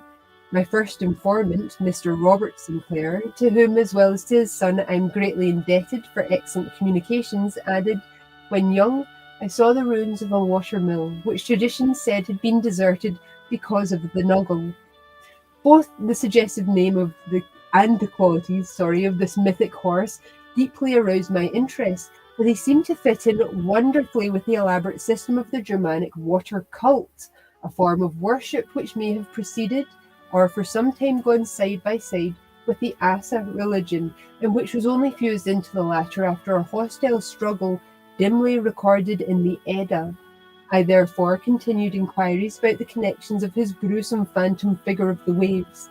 In reply to various questions, especially as to whether its name was connected with any Shetlandic word referring to water, I have received the following. With regard to the legendary attributes of the Nuggle, he was believed to be more deceitful than courageous, and his sole bent seemed to be to play mischievous pranks on the human race. I'm not aware of any Shetland word that connects the name with water, but the tradition is that the Nuggle was never found at any distance from the water, generally frequenting footpaths near a loch, was to offer his services to any unsuspecting wayfarer who might feel disposed to take advantage of them in order to facilitate his progress, if likely to be benighted. In form, he was exactly like a pony, with the exception of his tail, which was said to resemble the rim of a wheel, but which he cunningly kept concealed between his hind legs when he meant to victimize any pedestrian, and woe be to the man who bestrode him without examining that appendage. It was not stated whether he used his tail as a means of locomotion or not, but no sooner had he felt the weight of his victim than with lightning speed he flew into the water, and the equestrian found himself submerged beyond his depth. And if he ever gained the shore, it was no fault of the Nuggle. He did not, however, attempt attack, but it is said when the rider got his head above water, he saw him disappear in cloudy vapour or blue flame. Mr. Robert Sinclair further wrote, "This was one of his pranks. The other one was alleged to be played on people grinding corn at the water mill. All of a sudden the mill would stand still while the water was running on the wheel or turl in full power. This was very unpleasant to an individual who was alone in the mill at night, perhaps a mile from the nearest habitation. The cure for this was to throw a firebrand down the lighting hole in the ludder It appears the miscreant can't stand fire, for no sooner is the cure applied than he lets go his hold of the turl, and the machinery is again in motion.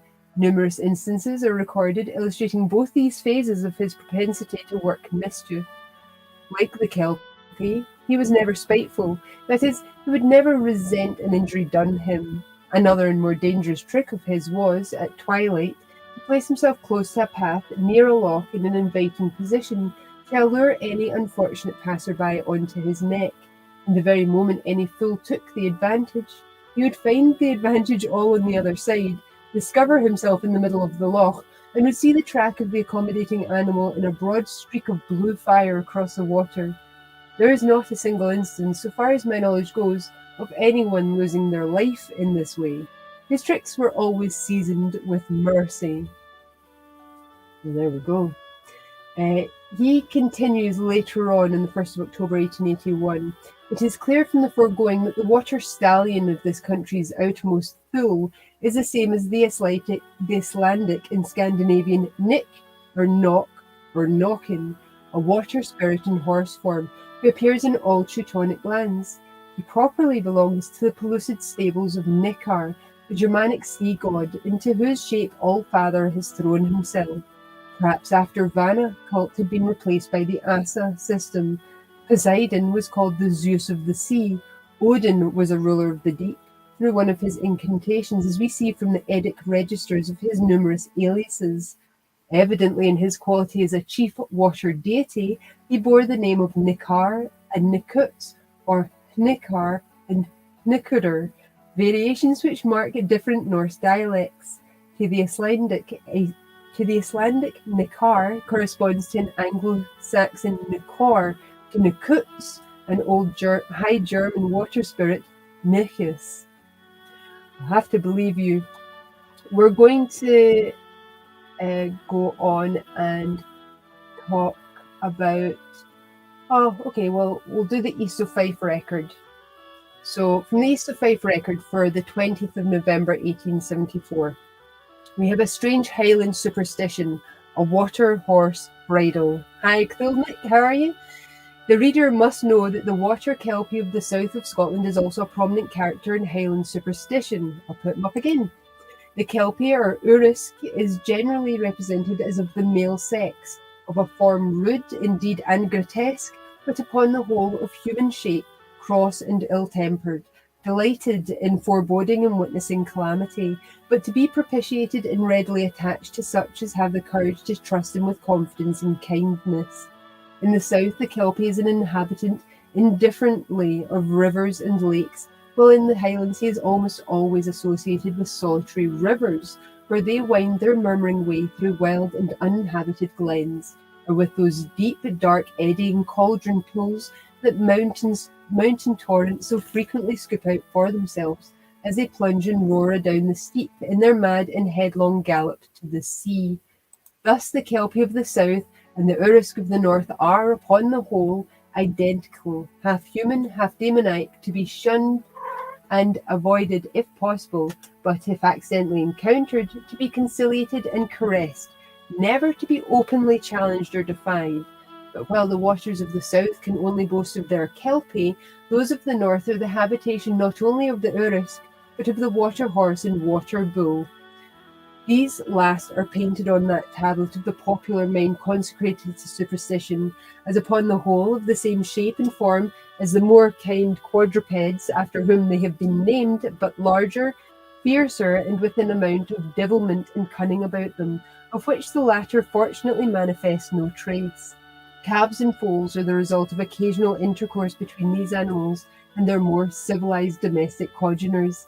Such calves, bearing unmistakable proofs of their mixed descent, in the unusual size and pendulousness of their ears, and the wide aquatic spread of their jet black hooves, the foals in their clean limbs, large flashing eyes, red distended nostrils, and fiery spit. She invited us to a seat by the ingle cheek, and in a low voice informed us that the secret of the success in the life of the man about whom we had been speaking in the forenoon was that he possessed a water horse bridle. A water horse bridle? we exclaimed, hiding, however, our astonishment and inclination to laugh outright under an assumed air of simple curiosity. Where in the world did he get hold of such a thing? I can tell you all about it, she continued. His grand uncle, who was a drover, was once returning home from a cattle market at Pitlochry in Perthshire. As he was coming through the moor of Rannoch, the night overtook him, but as it was in the autumn time and the moon arose full and bright behind him, he continued his journey as easily as if it was the clear noonday, and he was, besides, perfectly acquainted with the way, having often travelled it in all seasons.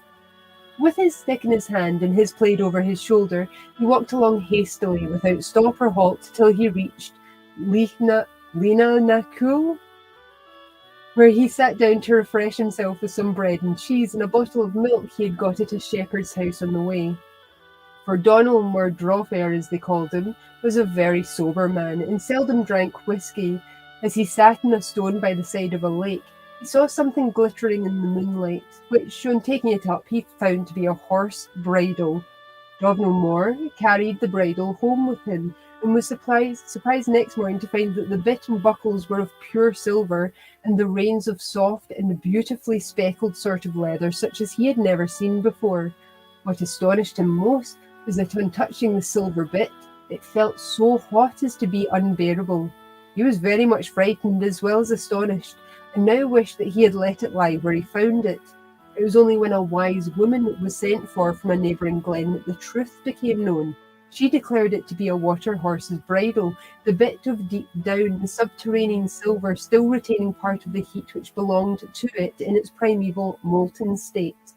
The reins, she added, were the skin of a burach boith, a sort of magical serpent, dreadfully poisonous, that frequent such rivers and lakes as are inhabited by the kelpie and water horse. The wise woman directed the bridle to be hung up on a chroma, or crook, made of rowan tree, which, while permitting free escape for all its beneficial influences, would yet effectually check the radiation of any evil that might be inherent in it. This was done, and from that day forward, Domhnall Moore was fortunate and successful in all his undertakings. At his death, having no family of his own, he bequeathed the magic bridle to his grandnephew, the present owner, and this man has been prosperous just because of the possession of a waterhorse bridle of luck. But how, we ask, do water horses happen to have bridles? Who could ride or drive them? And if they can neither be driven or ridden, why should they have bridles? Thomas the Rhymer, the old lady replied, or some other magician and prophet of the olden time, now detained in fairyland, is destined yet to reappear upon the earth with some companions almost as powerful as himself. Then shall the water horses be bridled and saddled by a brave company of Scottishmen from fairyland, some Highland, some Lowland, bridled and saddled and fearlessly mounted. A great battle will be fought. All Englishmen and other foreigners will be driven out of the country. The crown will again revert to the rightful heirs, and Scotland once again become a free, independent, and happy kingdom. Isn't that a nice story about water horses? So, we have something a little bit different now. Still in the vein of water horses of a sort, kind of. Check this guy out. So, from the Aberdeen Evening Express for the 3rd of December 1983, one story of a now famous Kelpie-like cryptid, as told to Mr. W. Trail Denison, is absent from the pre-20th century papers. Yeah, it is. Nowhere is a similar story related. Yeah, I know, I went looking for it. This leads me to believe the storyteller was either under the influence or had a frightening encounter in the dark that was transformed in his mind, creating this tale. This is the article from the one paper it can be found in. The Nucklevee makes the Loch Ness Monster look like a tame goldfish. It has a huge lolling head, a vast stinking mouth, and flippers instead of feet. It lacks skin, so you can see black blood coursing through its yellow veins. Mind you, unlike the Loch Ness Monster, the Nucklevee no longer pops up off the Orkney coast, which was its home territory. There is still a chance you might see a Nuggle, a water spirit found in Shetland lochs and streams, The water reservoir at Scalloway is known as Newgall's Water, commemorating a Newgall which once lived there. If you did see a Newgall, you'd find it had literally moved with the times, for it is said to have developed a wheel-like tail to increase its speed. These monsters are found in Ralph Whitlock's Here Be Dragons, which looks at 200 places in Britain where there is evidence of a dragon tradition. Scotland, according to the distribution map published by Mr. Whitlock, is relatively free of dragons. So this is the original and seemingly only story of the Nuckelavee, this skinned horseman. So it comes from Westwood and Kings Hill's Lore of Scotland, which is a contemporary publication. It was published in 2011. W. Trail Denison of Westborough, who told the story of the Mester Stoorworm, recorded the legend of another monster, Nuckelavee, evidently yet another variation on the Noggle. His home was the sea, and wherever his means of transit were in that element, when he moved on land, he rode a horse as terrible in aspect as himself. Some thought that rider and horse were really one, and that this was the shape of the monster. One starlit night, a man named Tammy was walking between the sea and a deep freshwater loch when he saw a huge shape before him and was sure it was no earthly thing. He could not bypass it and was too frightened to turn his back on it, and so walked slowly forward. To his horror, he found that it was the dreaded Nuckelavee. Let me bring that guy up for you again. The lower part of this terrible monster, as seen by Tammy, was like a great horse with flappers like fins about his legs, with a mouth as wide as a whale's, from whence came breath like steam from a brewing kettle. He had but one eye, and that as red as fire. On him sat, or rather seemed to grow from his back, a huge man with no legs, and arms that reached nearly to the ground. Most horrible of all, the creature was skinless.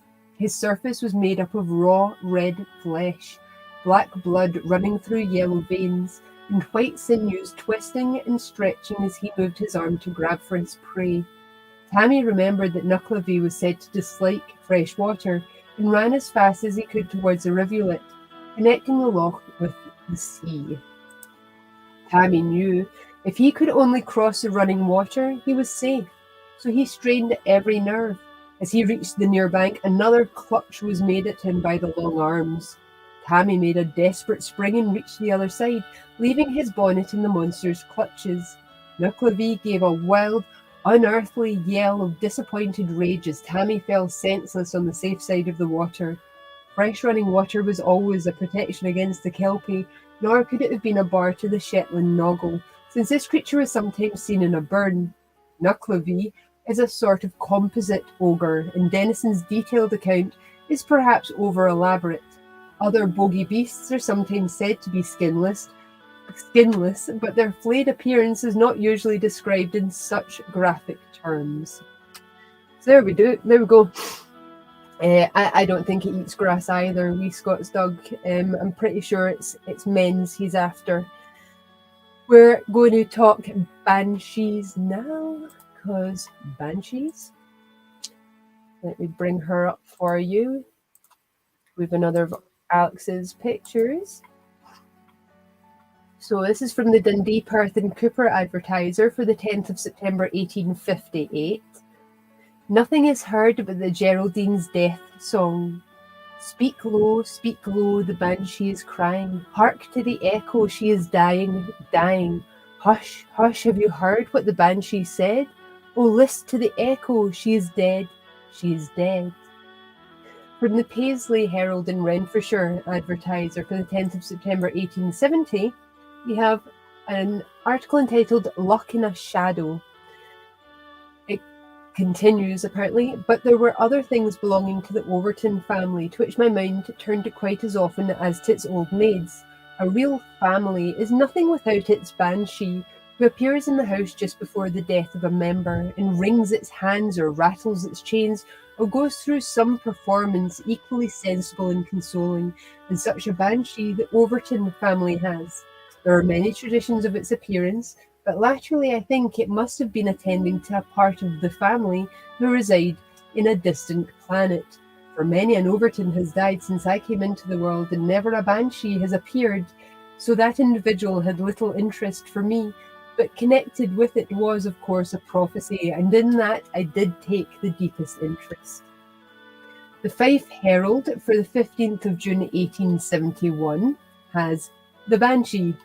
Lady Fanshawe, whose husband was ambassador at the Spanish court in the reigns of the Charleses, first and second, has left an account of an individual spirit of an Irish banshee, which was seen by herself.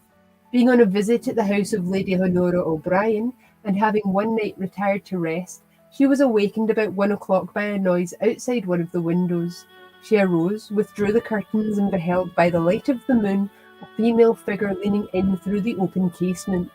She was of a ghastly complexion, had long red hair, and was enveloped in a white gown. She uttered a couple of words in a loud, strange tone, and then with a sigh resembling the rushing of a wind, she disappeared. Her substance seemed of the consistence of dense air, and so awful was the effect produced on the lady that she fainted outright. Next day she related to the lady of the house that what she had seen. She related to the lady of the house what she had seen, and the news was received with no marks of surprise.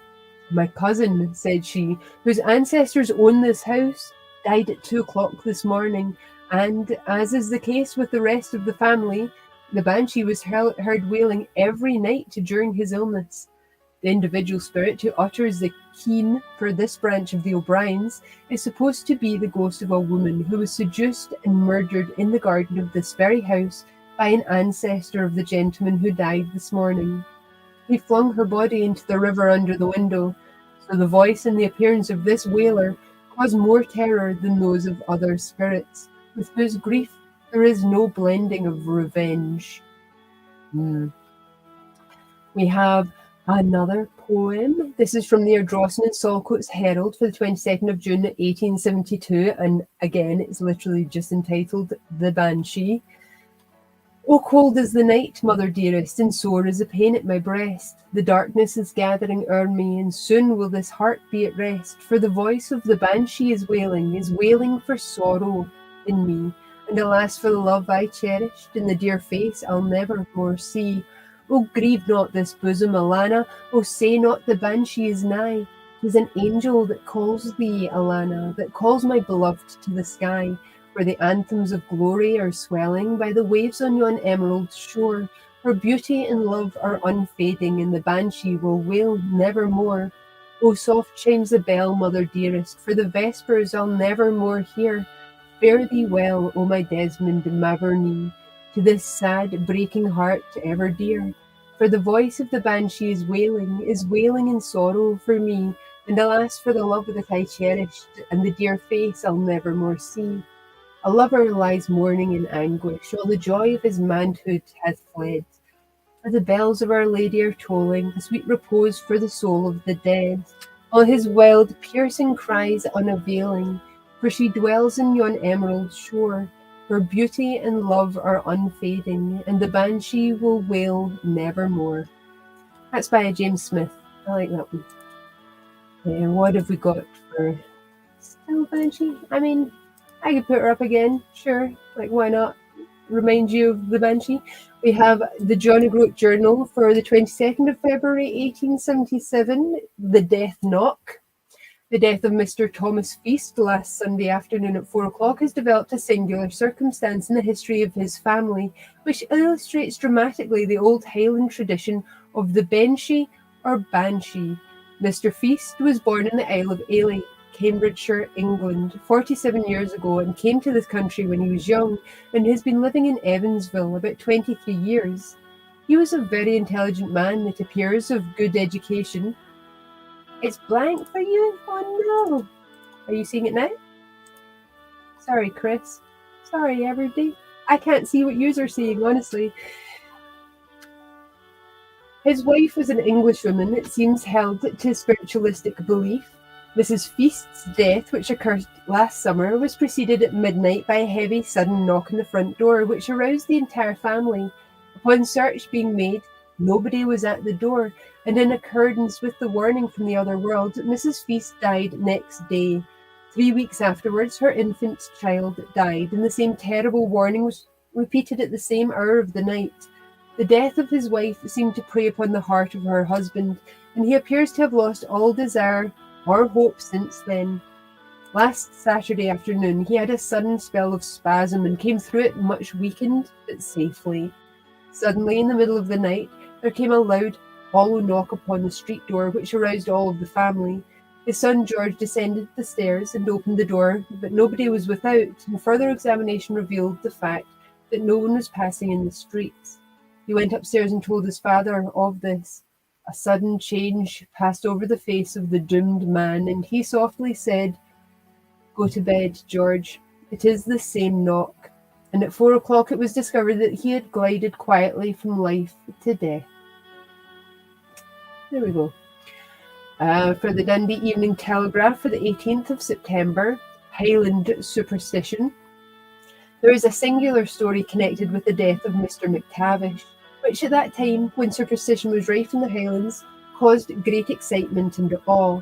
Mr. McTavish had been ill for some time with a pain in his tongue, which ultimately was discovered to arise from cancer, and he arranged to go to London to have an operation performed, accompanied by a nephew who was a barrister in the metropolis, but had been on a visit to Inverness.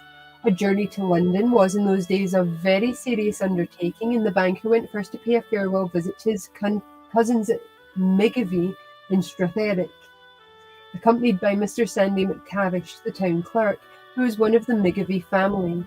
It was alleged that when anyone connected with the McTavishes at Migavie was about to die, strange moaning sounds ear always heard proceeding from trees in the vicinity of the house. But the greatest peculiarity in the occurrence was that although the cries were heard by everyone else most distinctly, the doomed person was never able to hear them at all. The country people declared that although this banshee was never to be seen, that the rattling of its bones might often be heard, forming an accompaniment to his cries. On the evening before the banker and his nephew left Migavie, they were taking a walk in the neighbourhood, accompanied by the town clerk and various members of the family, when suddenly mournful and weird cries were heard, and someone exclaimed, "There is the banshee!" Everyone heard the sounds except the banker and his nephew, but though they strained their ears, they could hear nothing. Next day they left for London, and after arriving, the banker wrote to the town clerk, asking in joke whether anything had come of the banshee's cries. Mr. Sandy McTavish wrote to say that no one had died as yet, but this letter crossed on the way an intimation of the banker's death, and soon afterwards news came that his nephew also had died. Oh, well, yeah, I guess. We'll have another one from the Banshees, and then we'll do Geists or Glaistics. They are both herald and advertiser for the Montrose Boroughs for the 4th of September 1890. We have Lady Eileen's Warning, a strange story. Once loud and clear I heard the cry of the banshee. Then it was lost in the noisy road of the ford, which I could hear loud and threatening long before I neared it. It was not in reality a great distance, but in my burning impatience it seemed like miles to me, the seconds like long hours. Then the moon shone out from behind a cloud, bright and clear, and at some distance from me, on the other side, I saw my lady just near the bank of the ford. I tried to call her, but my dry lips refused to utter a sound, for behind her on the bank I saw a tall, white figure wringing its hands and crying aloud in accents of deepest sorrow. Sir George now appeared near me, and my lady on the other side evidently recognised him. She uttered a glad cry and advanced on to the bridge. "Eileen," I heard him call. "Eileen, darling, don't move. I am coming to you." The roar of the ford and the terrible cry must have drowned his voice, for without heeding she still advanced. We watched her on that frail bridge, breathless, fascinated. Then the plank, slippery and damp, turned beneath her. There was a heavy plunge in the dark waters, and the bright young life was quenched in the darkness forever. Yeah. Okay. That's another side story, I guess. So we'll have one last one. Right, we'll have a last one for the Banshees. Dundee Advertiser for the 6th of September 1891, and it's because it's from Greenock, because I also am from Greenock. Greenock Scholars and the Ghost. At Greenock Police Court yesterday, a young lad named Francis Small was charged with being riotous and disorderly in Broadclose on Thursday night. He pleaded not guilty. Constable McInroy deposed that a crowd of many hundreds had congregated in Broadclose on Thursday night owing to a report that there was a banshee, bogeyman, or ghost at Shaw Street Public School. Witness said that accused was one of the crowd and was shouting and bawling. The crowd had congregated for several nights back. Mr. Carmichael, headmaster of Shaw Street School, said that the school was situated in the lower part of the town, where the streets were very narrow, and that the building fronted both Broadclose and Highland Close. He was informed on Thursday that the scholars had become very restless in school owing to fright at the idea that the premises were haunted. He said that previous to his coming to the school 3 years ago, there had been reports of the children getting frightened on the stairs, and the occurrences of the past few days had intensified the feelings of alarm among the boys and girls. He had got the names of several boys who were said to have entered the closets connected with the school, and by wearing false faces and showing lights, had brought about the idea that ghosts were in the place. That, he said, was all the ground for alarm. The fiscal asked that the accused be admonished. Bailey Erskine allowed the accused to go in respect that he had been in custody since Thursday night. That's very like the Gorbals vampire, isn't it? Was that something that was in the 50s, the 1950s, where kids took the notion that there was a vampire in the Gorbals and it had sharp iron teeth? I think I'm probably mixing the story up. But they went in search of him. They all grabbed weapons and bats and pieces of wood and things and ran amok through the Gorbals trying to find this vampire. It was reported in papers. They even brought it up in the House of Commons. But I think they brought it up in relation to the fact that they felt like comic books and fiction were negatively affecting the youth, because of course that's the context under which they brought it up in the House of Commons. Glaistigs. We're going to talk about glaistigs. So this is from the Nairnshire Telegraph and General Advertiser for the Northern Counties, the 20th of March 1867.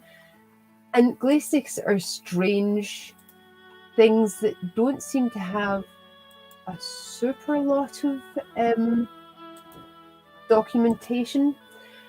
So, I'll put up a pic. This is not a glaistig, but it is a picture I liked. And because a glaistig is an indeterminate ghost-like creature, you can have this as an illustration. So this is... This begins, Archibald MacDonald, commonly known by the above patronymic, was perhaps the most perfect master of his hazardous profession. He was a cattle lifter.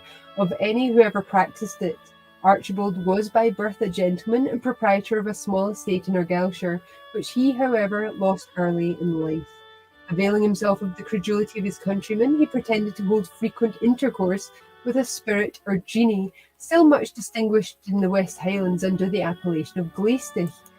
This he turned to excellent account, as the story which his partisans fabricated of the command he had over the glaistig and the connection between them terrified the people so much that few could be prevailed upon to watch their cattle at night, and they thus fell an easy prey to this artful rogue. Archibald's father having died early, his mother afterwards married a second husband who resided in a neighbouring island. When she died, her son was out of favour with his stepfather, and he was refused the privilege of having the disposal of his mother's remains. Nor did he think it prudent to appear openly at her funeral. He, however, obtained accurate information of the place where her corpse was lying. In a dark night, he made an opening in the thatch roof of the earthen hut, and the wakers being occupied in the feats of athletic exercise usually practised on these occasions, the body being excluded from their sight by a screen which hung across the house, Archibald carried it off to his boat like another Aeneas.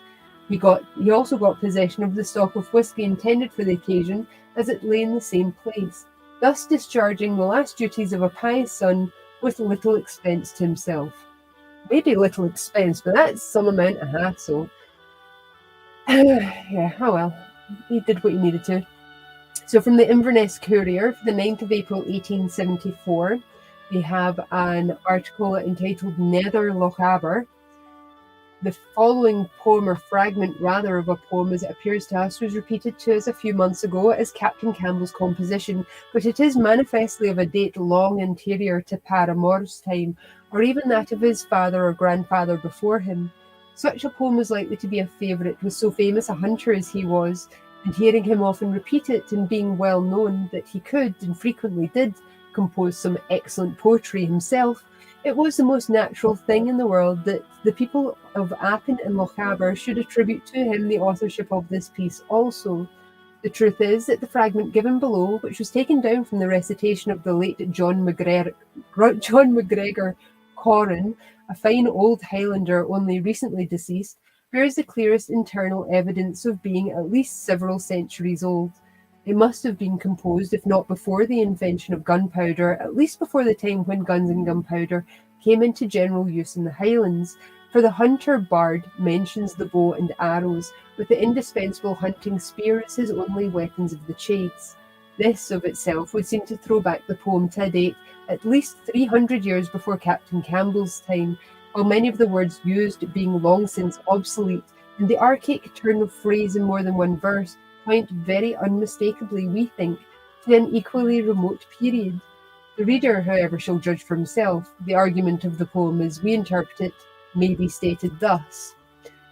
I mean, I don't know how many of us are fluent Gaelic speakers in order to be able to make a discernment upon the poem they're going to go into. But they do tell us that a hunter bard returning in the evening from the chase is met on a narrow footpath at the top of Glenatha by the Glastich, a fierce, wild woman, half witch, half demon, a character of considerable prominence in Highland superstition, powerful to work evil, not only by her incantations, spells, and charms, but by her prowess in actual fight, her dreadful teeth, long, sharp, and recurved as a crocodile's, and her eagle-like claws, rendering her a dangerous customer to tackle, even by the stoutest hero. The hunter expostulates with her as to her right to obstruct his path, or annoy him in any way. She demands a portion of the venison he has that day killed, not as a favour, but as a right, with a threat that if he refuses, it will be the worse for him.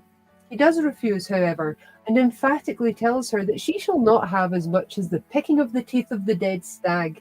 Little as that would avail her, she raises her hand as if to mesmerize and render him powerless, while she begins to speak the spell that, fully spoke, shall work him mickle woe. But before she has time to complete the incantation, Greylich, his gallant staghound of the female gender, I don't know why that is necessary, springs full at her throat, burying its fangs to the root and to the farthest back in either jaw and her shoulder, which makes her scream with pain and terror and take to flight. The hunter thus escapes, but the hag breathes a poisonous breath into the eyes of the good hound, from the effects of which her Greylich is for a long time afterwards stone blind. Here is the poem itself, written down for the first time in the month of June last, and since then revised and rewritten more than once under favour of repeated recitations.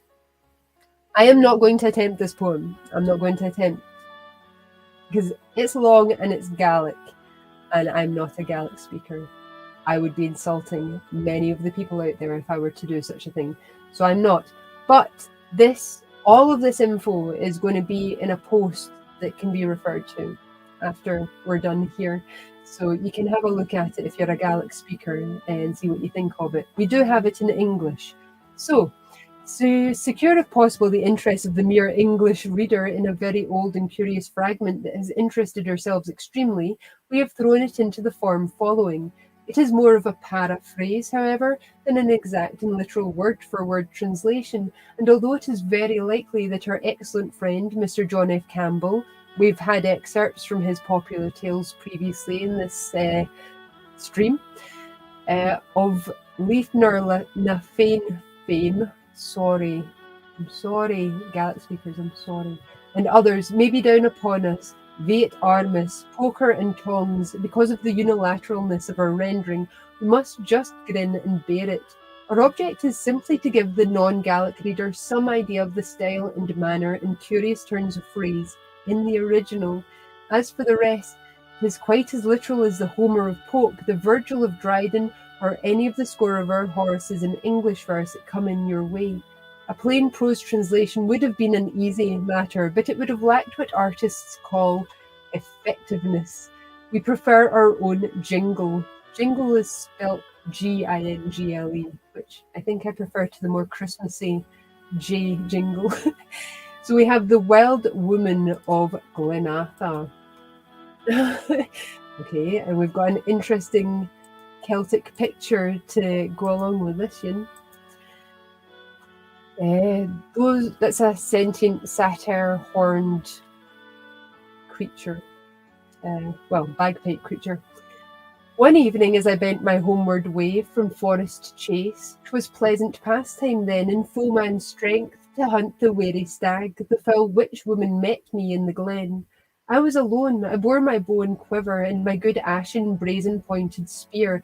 Greylich, my trusty brach, was by my side, that never failed me while the chase was dear. High-couraged, keen, and swift of foot was she, shapely from ear to tip tail. Lightning-eyed, with badger, roe, or nimble-footed stag, she never made a mistake on mountain-side. Faithful companion in my hour of need, in mountain wilderness or far-stretched plain, use her but well and all your kindly care. She never failed to pay in full again. Wizened and withered witch, ill-favoured hag, why hast obstruct the hunter's lonely way? What is thine errand here? The sun is set and night succeeds the swiftly fading day. Give me, quoth the hag with threatening look, of dainty venison a goodly share. Her proper portion may not be withheld, O hunter bold, from longing woman's prayer. Nor goodly share, nor portion large or small, shalt have of me, thou ill-omened crone. Of all I killed in forest chase this day, not even the picking of the smallest bone. Her lean right hand was raised to work me ill, an evil spell her tongue had almost said, when Greylich sank her fangs even to their roots in the hag's shoulder, then she screamed and fled. She breathed an evil breath into the eyes of my good brach, ere she yet fled away, and in my halls, where other dogs saw well, Greylich was blind for many an after day. Every reader, knowing anything of our older Gaelic ballad poetry, will, we think, agree with us that this poem must be referred to a date long, long before Captain Patrick Campbell's time. The subject matter or theme, as well as the language and mode of treatment, seem to us to point to a date not later than the middle of the 16th century, nor is there any reason at all that we can see why it should not be referred to an even earlier period. That the poem is fragmentary and incomplete struck us from the very first, and an old man to whom we repeated the verses a few days ago clearly recollected some of the lines and phrases, and said that the dialogue between the hag and hunter was, as he used to hear it when a boy, much longer than in our version, and very curious. The best part, he thought, of the poem. A few elucidatory notes may not be unacceptable even to the Gaelic reader. The Glaslig, Glasnig, or Glaistich was in Highland superstition a sort of she-devil or hag, worse than Hecate and the other three witches in Macbeth rolled into one, constantly going about under various forms and might and main engaged in all manner of evil. She is called Crodhonach, hoofed or rather cloven-hoofed, because she frequently appeared in the shape of a goat, and even in her most human shape was easily known by her cloven, pan-like feet. All belief in the existence of the Glaslich is not yet perhaps extinct in some of our remoter glens. The fifth stanza is, we were informed by the reciter, an old form of imprecation or curse amongst the Highlanders, meaning judgment followed by immediate punishment, or as if we should call for sentence and speedy execution against some notorious and hopelessly irreclaimable malefactor. It goes through the stanzas. There's a lot of Gaelic. The poem altogether is very curious. Captain Patrick Campbell deserves credit for having preserved it and planted it, so to speak, in the district. He was not the author. He was, however, an excellent Gaelic poet, and we may, by and by, present our readers with some specimens of composition unquestionably his own. And we have to end Highland news for the 23rd of December 1899. The little people of Keppoch's country, who, with the breath of the heather and the scent of the dewy birches and pungent pines of the braes of Lochaber in their nostrils, could sit and write of London or its doings. I know I can't. Though there are plenty of Macdonalds here, aren't the hearts of the best of them buried in the misty corries of their native glens? And what matters the rest of them? It is of my native glen and its people I wish to tell, not the great people, the doughty warriors, daring hunters, or the sweet-voiced poets. No, their fame has come down to us in story and in song. Their names are household words among the clan.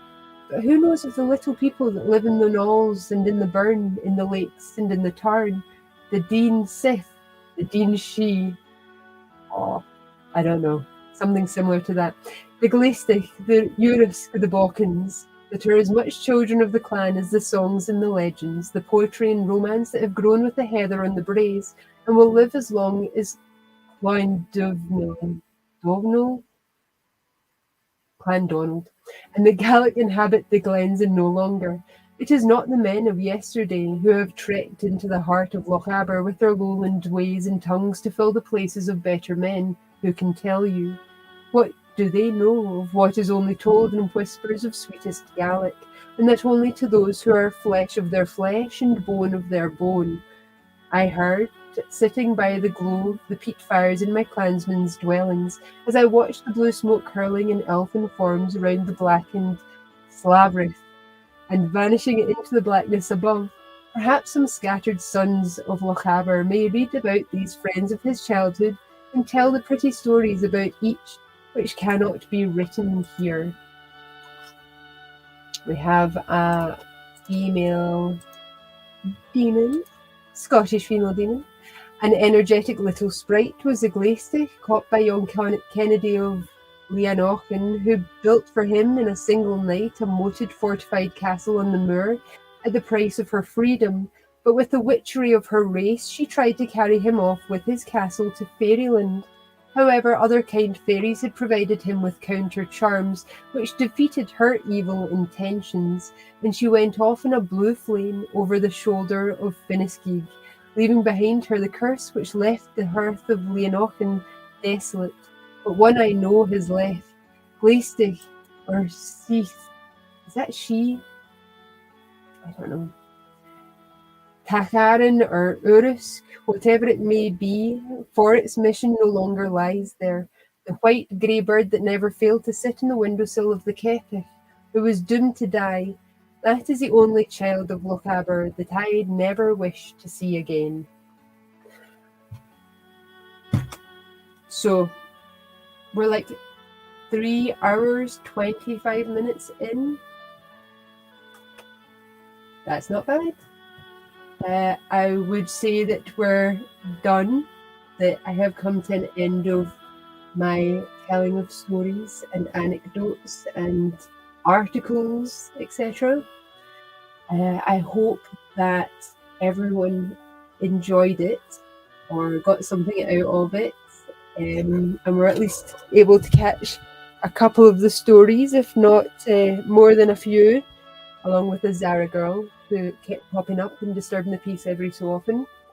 So thank you so much for joining me for my first live stream, which turned out to be a really long one, and I'm sorry for those who weren't able to hang around and wait until the end, because I didn't know that it was going to be so long. I could have made it shorter, but then I'd have to cut out stories and things that I'd wanted to say and pictures, and so I'm glad I did it all now. Yeah.